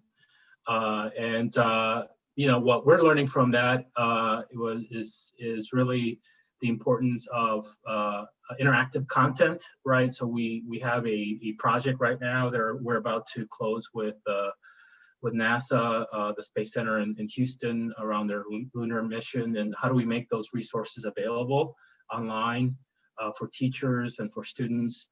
And going back to the whole skill, you know, to building the skills of the future, and we're kind of watching the research that's coming out in terms of the initial research for post-pandemic and learning outcomes in K-12 and how are things going. And, we're seeing, differences in implementation, right? Some districts are struggling with connectivity devices. The teachers were put in a really tough spot, right, with providing all the services that a school provides. And so it's a struggle. And so I just want to acknowledge Mike and the work that they do, because this is really, really, really difficult, right?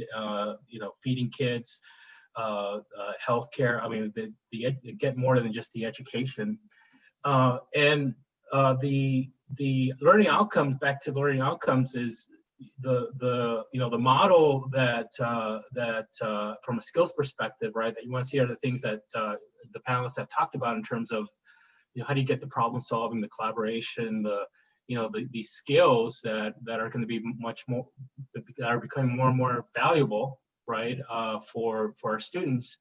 And some of the learning models that we're seeing is, we're just taking the lecture that happens in the school and putting it into Zoom, and that's not working for a lot of kids, right? They're getting bored, they're tuning off, and a lot of teachers are frustrated because of that. And so we're starting to look at research around that. Higher education has a lot more experience, right, in online programming, and how do you make how do we provide professional development for teachers so that they're that they're set up for success, and students are engaged and develop these skills that are such much more going to be much more valuable. And so that's one, because as this pandemic subsides, and the question is, what are we going to do with all this technology infrastructure, right? Are we just going to throw it in the garbage, or are we going to keep going and get the benefits that we know are there? So it's going to be I think it's going to be a challenging year from that perspective. And then for the Oregon side, just around keeping connected to the community, right? We have 21,000 employees. They're wonderful. They do lots of great things around the community, around mentoring, offering workshops for resumes, right? And shifting all that work to online, so everyone stays safe, but we still keep that connection with the community, because that is very critical for us to stay connected. The environment is changing. We need to learn, right, from our community in terms of what their needs are, so we can respond. And having this ability to stay connected, forums like these help a lot. And just hitting each other up for ideas. And as we've worked, I've talked about this AI program, right? As I've worked with different community colleges systems across the U.S., it's the appreciation of those things in terms of help, and here's the challenges that I see, here's my local industry needs, here's my local community needs. And then for us, the challenge is how do we respond and then kind of customize our approach to what they need. And Dr. Matsui is doing a lot of wonderful work. The state of Oregon is doing a lot of wonderful work around AI and having a task force. So I think you guys, from a high level from the US, you guys are trending in the right direction around these emerging technologies. And the question is just for us is to continue doing the work and partnering and collaborating around providing these services and these educational opportunities for these student workers, right? That's going to be critical for us to be able to recover and coming out of this pandemic. Thank you, Carlos. I will just say, if anybody's thinking about throwing away their technology, I'm not above dumpster diving, because that's a huge investment. Yeah, hopefully we build upon that. All right, moving to Kathy. When using the words advanced manufacturing, how does that translate into a labor force? What are the skills, capabilities, and characteristics that industry needs? So looking at this question, to me, I think all manufacturing, we've kind of stepped back over the last few years and said we're not really looking for as much of a skill set. We understand that we need people with the ability to learn. So what we're looking for are people that know what manufacturing is. They understand what a manufacturing job would look like as a starting point. overall, that they have to be at work. I think we all agree that's kind of one of those areas that's a challenge, right? Probably for students as well, I'm sure for the schools. Now, are they coming to their Zoom classes? I don't know. Are they able to follow instructions? That's really critical. Any company that you manufacture something, you have a way to manufacture. They have to be able to follow that recipe, know how to do it. And they have to have a critical eye. So they're catching issues and reporting them. And they have to know how they impact a team, not just be part of a team, but how they impact a team. We've focused for so long on let's just put everybody on a team project, right? Well, it's not just being part of that team. It's if you're not there, what happens to your team? If you make a mistake, what happens to your team? So it's really that connection that they can make and understand, and how those soft skills play into them being able to do their job. I think most of us have created systems within our walls that train people to basic skills. And then we look at how do we partner to get them more skills. So for us, we have fab techs that come in, and we've created a future equipment tech program that then people apply for. If they want to become an equipment tech, we partner with PCC and have them take some classes while they're still fab techs, get some foundational training, and then they can move into those jobs. So now they have two different paths that they can follow. They can either stay fab tech and grow in that area, or move into equipment tech, which most people, I think, if you have equipment techs, know they're not easy to find, and they're all the same age. So they're all going to leave the workforce at the same time if we don't start establishing more. So those programs and trying to partner and get the skill sets in place from the school standpoint and training, sure, how to run semiconductor equipment for us would be great.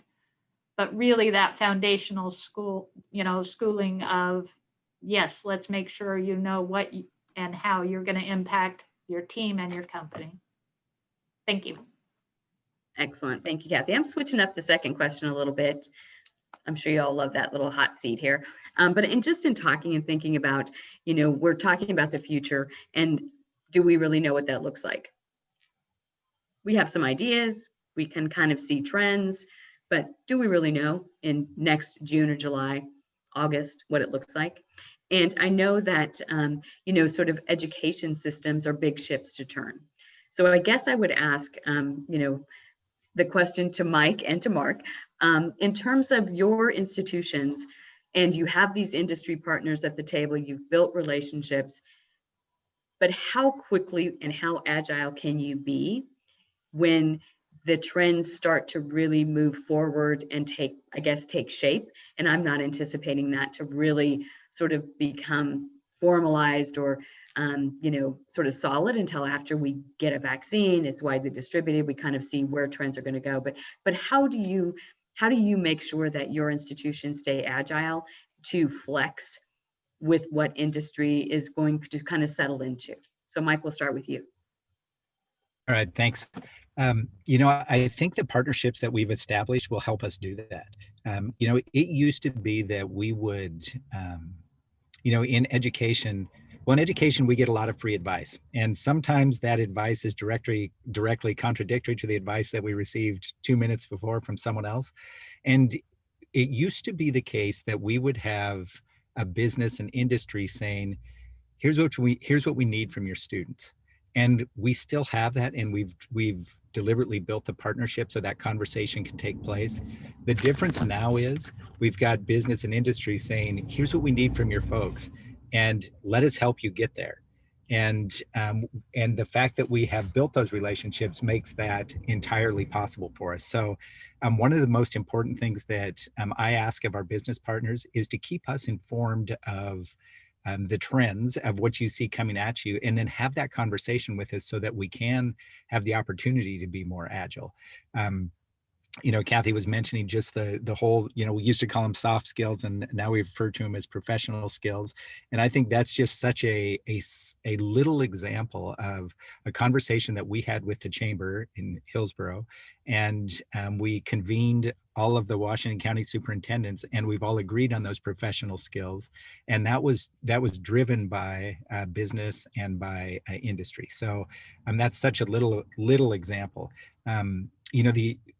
We're receiving more information all the time in those meetings that I've talked about. And that is everything from hearing concerns about the number of people that are aging or retiring or aging out of the workforce, and what is it going to take to replace those folks, because it's going to have a major impact on manufacturing. And more importantly, I think that one of the things that we're focused on, unless we attract those non-traditional candidates to those positions, so women and people of color, if we do not attract those folks to these positions, we're literally not going to be able to fill the positions that are needed. So I think it's just those conversations. Be super blunt with us. Be part of the solution. And again, that's happening more than ever in Hillsboro. And I think together we will be able to be agile, and we'll be able to fill the needs that we see coming at us. I agree with everything that Mike just said. And I would only add the macro perspective, the think tanks and the researchers that are projecting changes in the workscape and the workforce, and then seeing how that does or does not apply regionally is also helpful. Carlos mentioned the AI task force, and I've had the pleasure to co-lead that with Venkat. He's the chief AI engineer for NVIDIA. And it was an opportunity really to learn a lot from the industry. And I just barely scratched the surface, but what I was able to scratch was just so eye-opening in terms of the impact AI's already had, will have in the future. Certainly got us all thinking about education and how we need to be responsive to the changing landscape, and what skills are going to be durable and which skills are going to fade away or not be as relevant in an AI influenced landscape. And so that's one source of information that's helpful. And then our technical committees continue to provide us on the ground feedback regarding what we need here in the local job market and what folks are looking for. And then in the state level, I think OED, the Oregon Employment Department Research Division, is putting out more and more reports that helps us to conceptualize and provide a strategic framework for the needs. And then we've got folks like John who do a great job sort of synthesizing it. So we're trying to make use of all possible sources of information and then do some sense making. What's our best guess about what we need to prepare our students for moving forward? And I would say sort of underlying all of that with the pandemic is just the constant need for agility and nimbleness and responsiveness. And that's easy to say and very hard to do, as you're hearing. Going from in-person to remote instruction in 10 days. That is a huge lift. There are severe equity implications that we need to address. So again, I would say the partnerships are critical. We want active partners, particularly in the business community, working with us to help us address their needs. And I think we can do both. We can be that economic opportunity engine for communities that are at risk of being left behind in the next recovery, and bridge the skills gap at the same time. Again, if we work together and if we bring our thinking and resources together around this issue.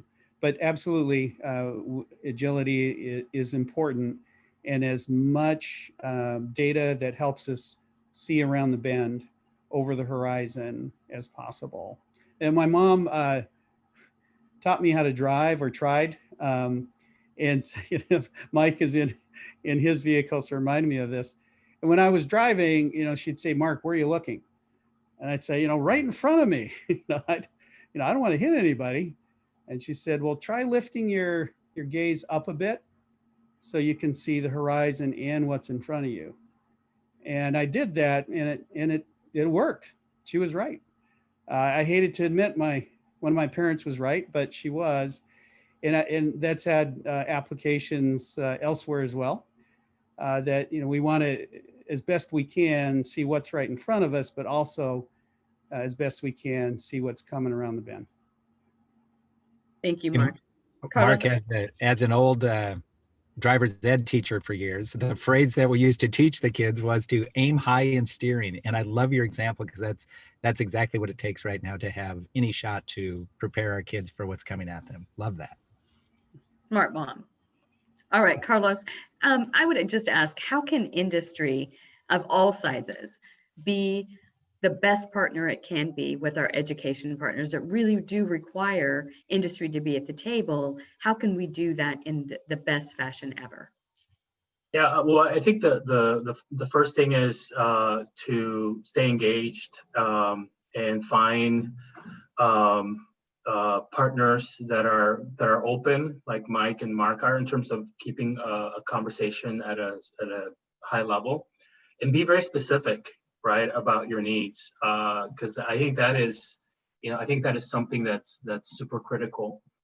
And I just want to go back to what's coming up next in the horizon, and want to just again reemphasize the importance of AI technology. And sometimes it's very amorphous in terms of people, well, what is that, right? But if you take a picture and you upload your picture up to Facebook, and it does, it recognizes a person, that's AI, right? If you're driving a vehicle and it can recognize signs and lanes and how far your car is in front of you, right? That's also AI. So it's already here. I mean, that's my point. And anything that is visual, anything that has a picture in it that people are currently deciphering, right? The artificial intelligence is getting as good and is about to get better, right? And so so that has applications in healthcare. It'll have in terms of looking at imaging technology, supply chains, automotive, right? I mean, any type of industry. And this is why, the other reason why community colleges are so important is because you have those, those industries. And so I would just, encourage folks to stay engaged. The other thing that is that's a problem with this technology is not only do we have kind of a shortage of skills, and I think getting the local labor boards to do analysis and look at the market, the labor market, and we see this consistently, in the U.S. But having the other problem with this technology is, do we have enough diversity in terms of creating this technology, right? We need to have that in order for the technology to be stronger, right? And eliminate the biases that we've seen in the early applications of this technology, which is why it's so critical, right, for us to work with community colleges specifically, because that's where the students are, that's where the kids are. That's the talent pool. And somebody said this earlier, that we need to tap into, right? If we don't tap into that talent pool, this country, right, is going to lose its advantages that it's had. So it's super critical for us to work together around this. Thank you, Carlos. Kathy, building a pipeline of students interested in advanced manufacturing careers is a regular topic of discussion around many of our tables. As co-chair of the Advanced Manufacturing Workforce Partnership, how has industry aligned to pivot in response to COVID impacts? So I think you've all probably been involved in some of this, but with the COVID impacts, bringing those groups together and looking at what else can we do, just keep asking that question. But looking at how do we partner and help PCC put together the on-ramp program. So what do they need from us in order to be able to now reach out to students who can't touch things, right? So what do we need to do? So we've been lucky enough through that partnership, they came in and have done a virtual tour that they're able to show manufacturing. They've also asked that we have some people present to them. So we're lucky enough to have our safety director talk to them about safety. I mean, that's something that's true to all manufacturing sites. We have great examples of people that can talk about their career path and how they started as fab operators and are now directors, supervisors, equipment techs on up. But we've been able to partner and look at these programs and say, even though maybe we're not in the perfect spot to be able to do the way we did before, we're going to do it a different way. The Hillsboro Works intern that we were able to bring in has been phenomenal. So she went through the classes. She's been, a great addition and will continue to be a big part of our company, I think, through the years. She's still going to finish her degree at PCC, but we're going to do that through education assistance, so she doesn't have the burden of the cost. So trying to get all of that information to students when we can't go to the job fairs and we did in the past. I know Christy's working on a virtual job fair for us. So, we're able to try to keep reaching out. And I guess, my one thing that I'd reach out to the small manufacturing companies, no matter what size you are, invest in this. That's going to be the critical part. Try to keep your partnerships, try to find those people that are willing to work with us as an industry. And that's the nice part about our manufacturing group is we can do that together. So when we're not able to be there, other people are taking that on and continuing that partnership so that we're able to make sure that we're involved in those decisions, helping PCC, helping the Hillsboro School District as they look at how do we bring people to manufacturing. So there's a lot of great programs. The Career Pathways has been very good. We're able to actually talk directly to instructors. So we just need to keep working on that, keep working on those programs, but also make sure that we're representing the industry, not just our companies. Thank you. Excellent. Thank you, Kathy. Okay, we have time for just one or two questions. Does anybody have any burning question for our panel here? Unmute yourself and ask away. Or you can raise your hand and I'll try to look at it, try to catch you. No questions? Well, that's great. That tells you we delved into a lot of information and shared a lot of information. I want to thank Mike, Mark, Carlos, and Kathy for participating. If you do end up with any questions you're thinking about later, go ahead and put them in the chat. I will make sure that we get that to the panel and they can answer and I'll get that response back to you. Really appreciate you spending time with us this morning. I know you're all extremely busy. All right, we are going to move to our energy boost. This is not a break, this is a boost. And it's from our partners at PGE. It's my pleasure to introduce and welcome Troy Gagliano. Good morning, Troy. Hi, Deanna. Thanks, everybody, and good morning. I'm Troy Gagliano, Local Government Affairs Manager for PGE, covered Washington and Columbia counties. Normally, we provide the snacks and some drinks during the symposium break to fuel participants, but certainly can't today, but we look forward to doing that again next year. Excuse me. Well, thanks to all of our panelists so far. We've had some great information about a topic I know is important to all of our local employers. I personally like what Kathy Bishop just said about the comments on skill, because my wife and I say these things to our young kids, show up, have a critical eye, work as a team, follow instructions. So I'm going to tell them later today, I heard it from professional. It's not just mom and dad making this stuff up. So thank you. With almost 3,000 employees, PG certainly understands the value of a skilled workforce, and we really appreciate our partnerships with the Hillsboro Chamber, especially with you, Deanna, and many of you here today. So we're happy to be here and delighted to be a part of this. And as many as you know, and as Mark Mitsui just stated, I mean, it's the value of those partnerships are critical to our success as individuals, as employers, companies, and as a community. And for us at PGE, that value shone through in the last 2 months with a couple of really big things. The wildfires around Labor Day, and then last week, the closing of the Boardman coal plant. That's the end of coal being burned in the state of Oregon. Really quick on the Labor Day fires, we worked with a lot of city, county, state partners to get power back to about 250,000 people in a week. That's the largest we've ever had to deal with. And I saw personal relationships of mine and others get roads open faster, get power restored quicker. So to all of you, we thank you and we value our relationships with you. And then finally, last week at Boardman, we shut it down after about 10 years. We worked with a lot of partners there, closing that aging coal plant, and that work became a model nationwide for other older coal plants. So we're proud to be a partner there in making the grid increasingly cleaner and greener in a way that we know customers want and that society needs, frankly.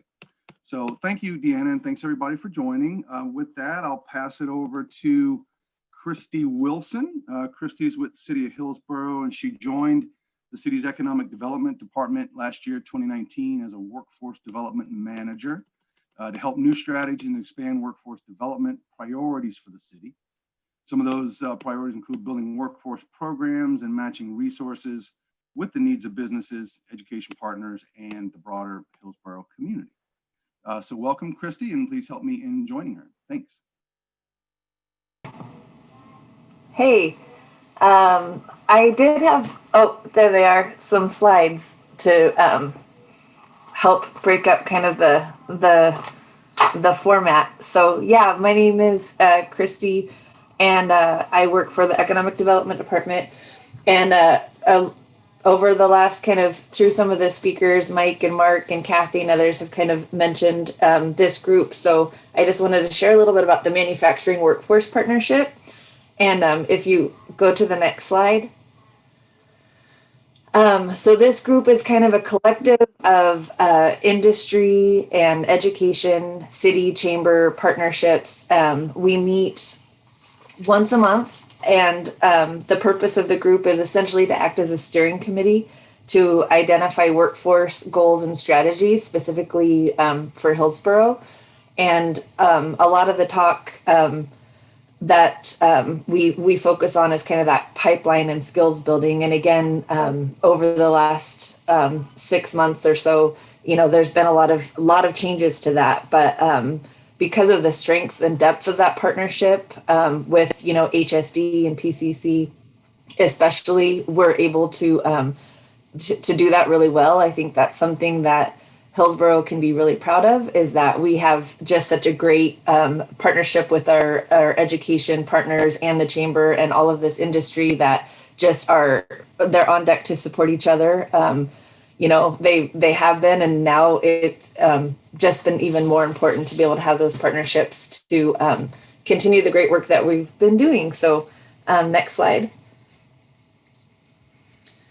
A lot of the things that we do in kind of keeping on the education track is we've mentioned the group serves on the CTE advisory boards with HSD and PCC to really help align curriculum and work-based learning with industry standards. So if Kathy at Gyra, if these are the skill sets that she's looking for, like she mentioned earlier, she can sit on the mechatronics advisory board at PCC and really influence some of those decisions and ensure that those students are receiving the training that's going to be relevant to her company.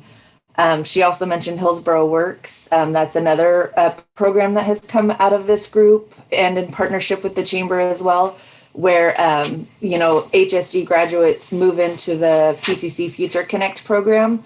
And then we created kind of an intro to manufacturing course in partnership with PCC, where industry comes and helps with that class. So this summer, even moving virtually very quickly like we all did, there was students that elected to take this program that were like, I just graduated. I don't really know what I want to do. I don't know what manufacturing is, but I'm, a teacher kind of said that this might work good for me. And so, Gyra was one of the companies that came to that class and met Maria. So Maria got to learn about, manufacturing and kind of liked what Gyra had to say, and then moved into the internship portion of the program, and then now is moving into a full-time job. So when we're talking about creating pipeline, even during a pandemic, these types of partnerships and programming and thinking are going to help us to be able to continue to do that. Next slide, please.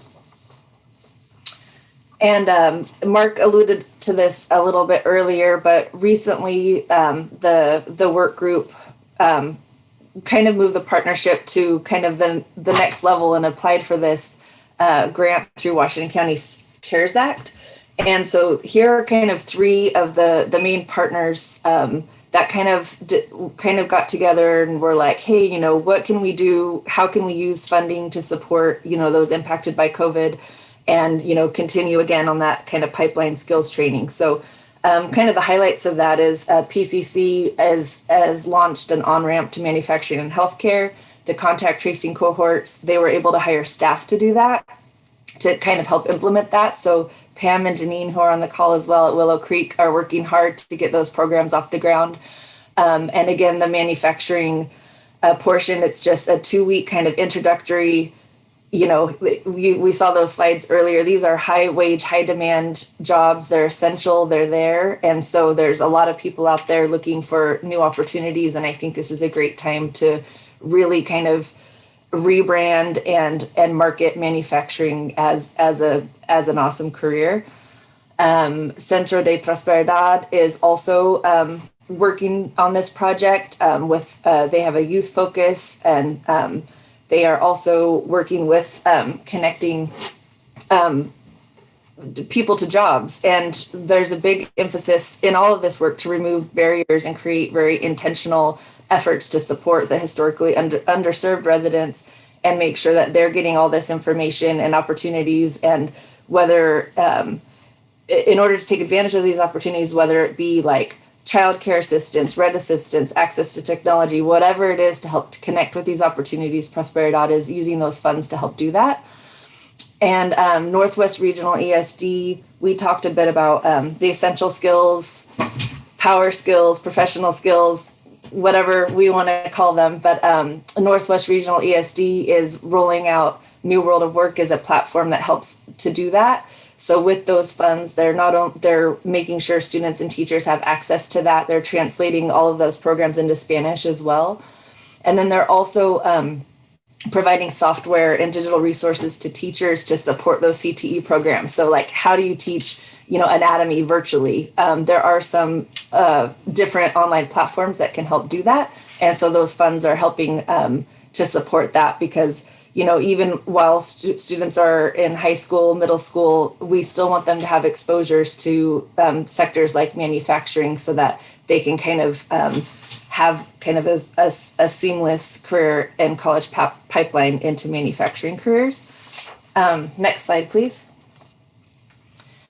And the last thing that was also mentioned is we're going to do a virtual career fair, and it's our first go at this, but we're really excited, and we have it scheduled for November 18th, and it's free for companies to participate. We're focusing on manufacturing and healthcare, and that just aligns with the work we're doing with Prosperidad and PCC, and connecting people with jobs. So if anyone is interested in participating in that, you can email me, reach out, or Deanna can connect you with me as well.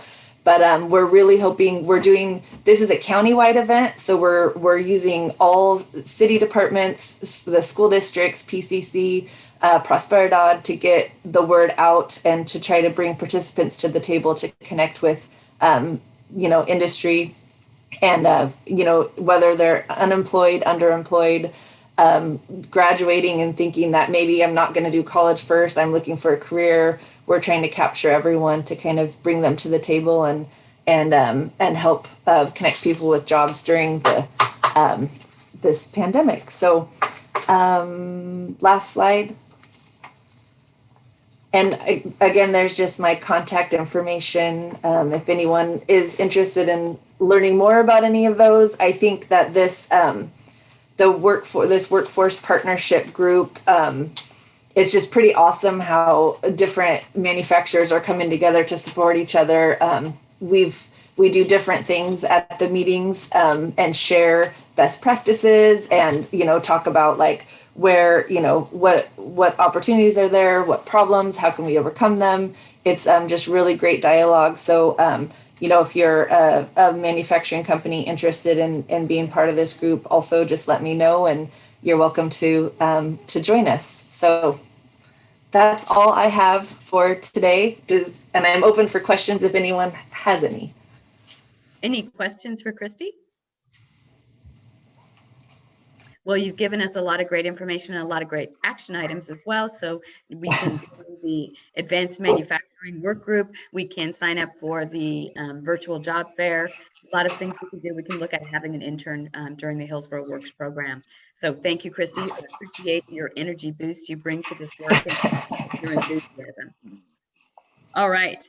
We're going to move to our final presentation, and it's my pleasure to introduce and welcome Chris Sedmeyer with Edwards Vacuum. Edwards Vacuum is the owner of a really beautiful new facility up in North Hillsboro, and we truly appreciate Edwards Vacuum's support and sponsorship of the Hillsboro Chamber. So Chris? Thank you, Deanna. My name is Chris Sedmeyer. I'm the quality manager for Edwards Vacuum, the product company located in Hillsboro.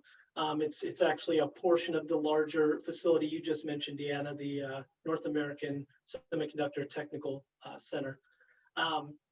So what we do is we provide basically vacuum and abatement solutions to our semiconductor customers and partners.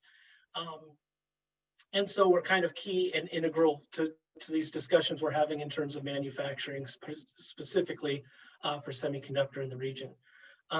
With that, it's my pleasure to introduce John Southgate.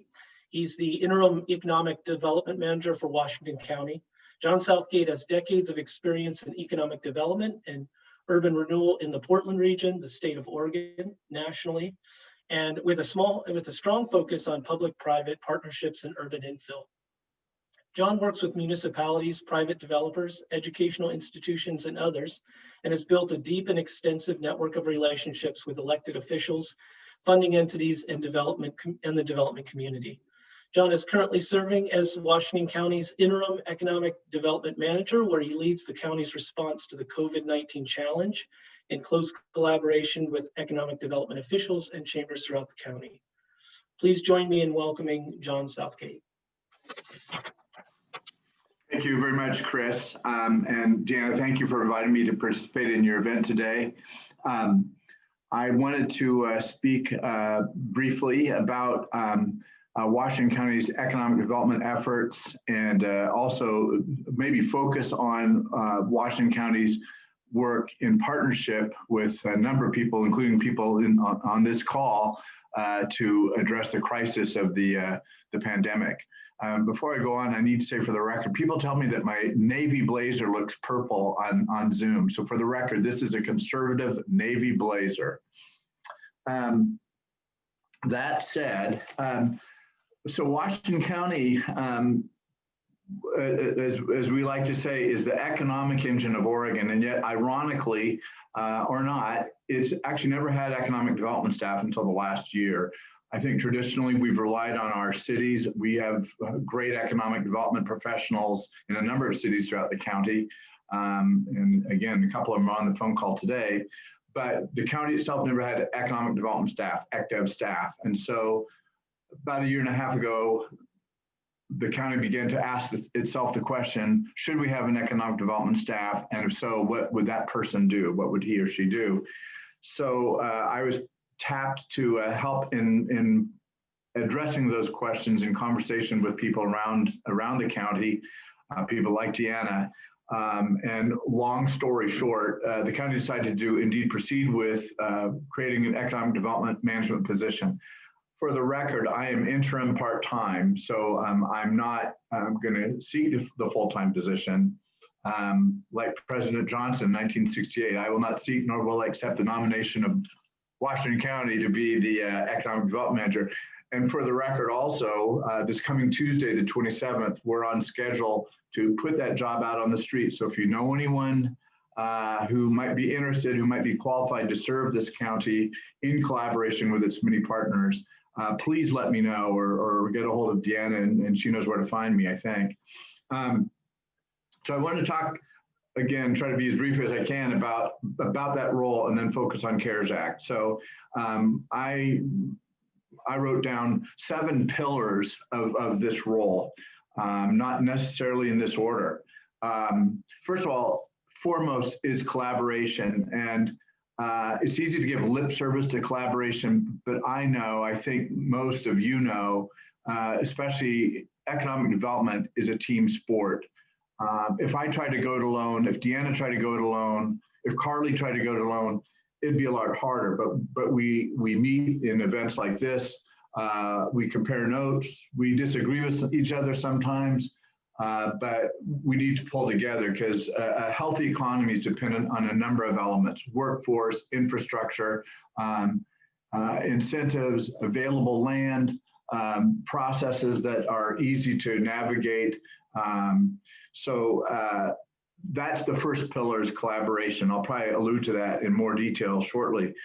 A second focus of this job is the urban unincorporated areas, places like Aloha, Raleigh Hills. I was just at an event there yesterday, Cedar Mill. There's a lot of urbanized Washington County, as you all know, that is unincorporated. In fact, if you created a city out of unincorporated Washington County, it would be by far the second largest city in the state, larger than Eugene or Salem, let alone Hillsboro, et cetera. And it's not just all residential. There's a lot of industry. There's over 6,000 companies in unincorporated Washington County. So that's a focus. The small cities is another focus. Hillsboro does not need my help, as long as I have Christy Wilson at the table. But Banks, North Plains, Gaston, Durham, we have smaller cities that have never had economic development staff. There's talented people there, but they just don't have the bandwidth. I always say that the hardest working public sector officials I know of are small city managers. They have to do everything. So we're trying to help the small cities. Another pillar is traditional business recruitment, retention, and expansion. Speaks for itself. Another one is revitalization. That's more my background than BRRE, working in areas like I worked in Interstate and Lentz in the Pearl District, worked in downtown Hillsboro. And that's actually my passion, is taking an area and helping to bring it back to life.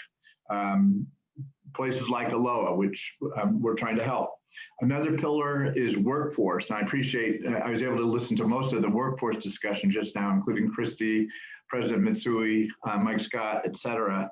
And I know I'm preaching to the choir. Workforce is a critical challenge that we face. And then the last pillar, and one that I think the county is much more focused on than it has been historically, has ever been, is the issue of equity. And obviously this is an incredibly diverse county, much more diverse than Portland, where I spent a lot of my career. And how do we work with our partners to create more opportunity, especially in traditionally underrepresented communities? That said, and Deanna, feel free to jump in if you want me to say anything else about the general work before I pivot to what we're doing around COVID. Okay, I'll keep going. So I started my work formally for the county about a year ago, a little over a year ago. And I tell people I was just kind of flitting around doing fun stuff, talking with Deanna and working on those different pillars. And then COVID hit. And in March, our work changed dramatically. And so the county, working once again in collaboration with its partners, focused a lot of attention. In fact, I'd say 90% of my work for the county in the last, whatever it's now been, 6 months, has been around the CARES Act. And in fact, at 12:30 today, we have a standing meeting of what we call the Washington County Economic Development Roundtable, which consists of representatives from all the cities, either their active officials or, in case of smaller cities, those beleaguered city managers, to address this challenge. When we first formed the roundtable last fall, we thought, let's meet quarterly, just check in. Well, then all of a sudden COVID hit. We've, for a fair amount of the time, we've met weekly, and these are not check-in meetings. We get a lot of work done.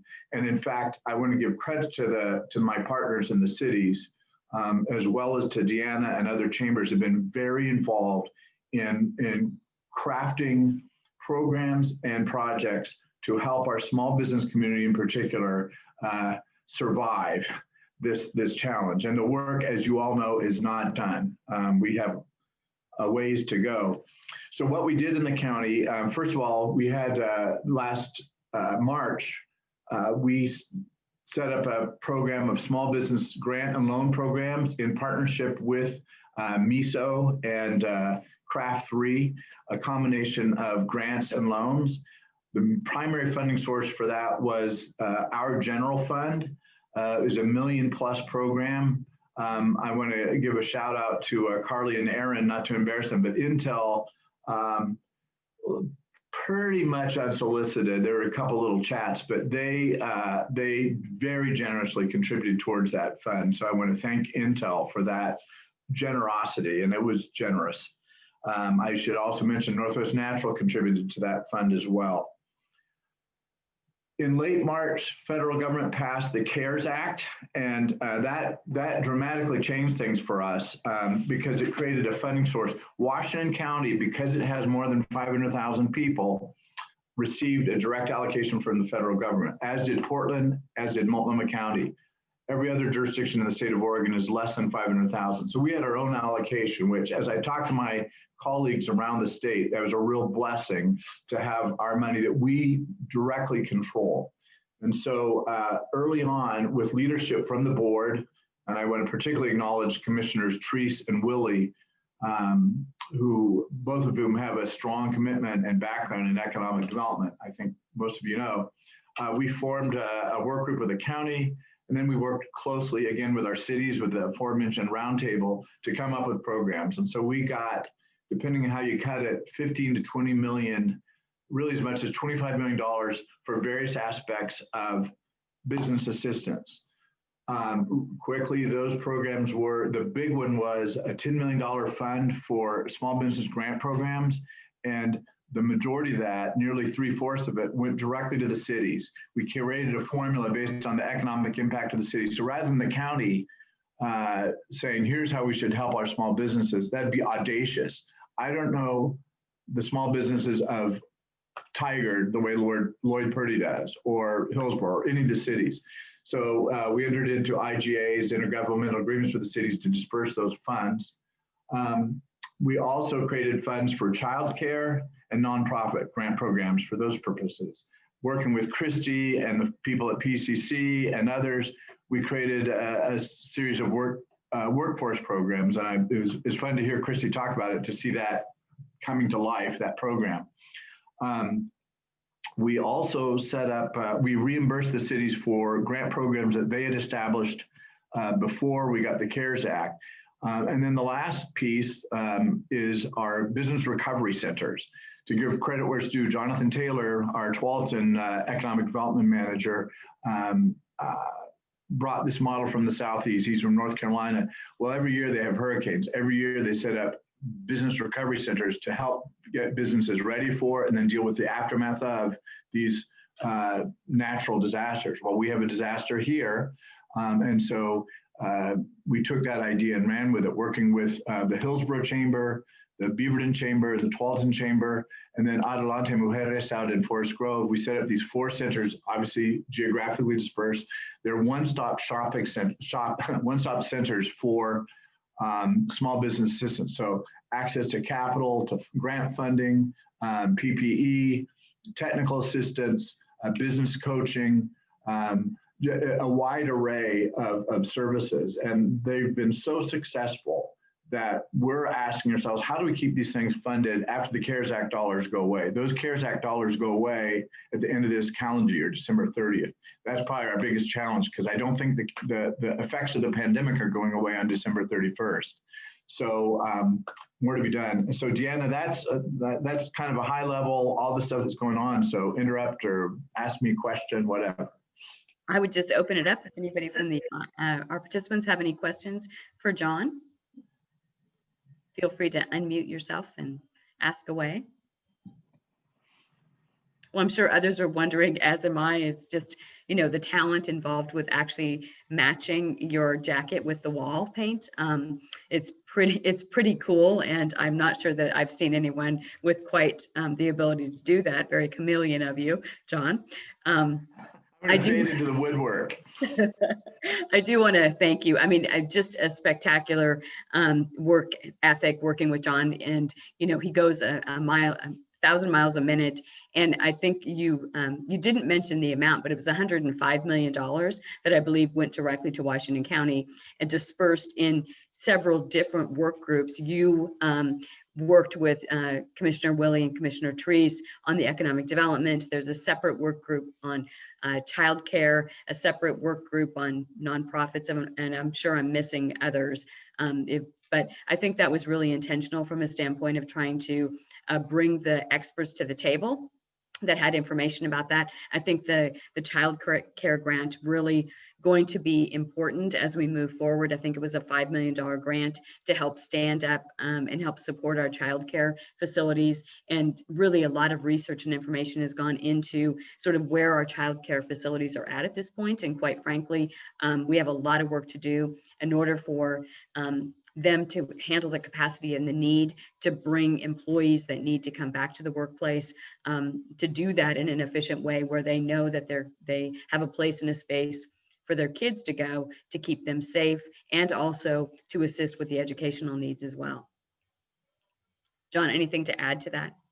Yeah, no, I appreciate that. I think I've never been in war or in a crisis before, and we kind of were. What's the thing about you're laying the track as the train is running down the tracks? I kind of felt like that.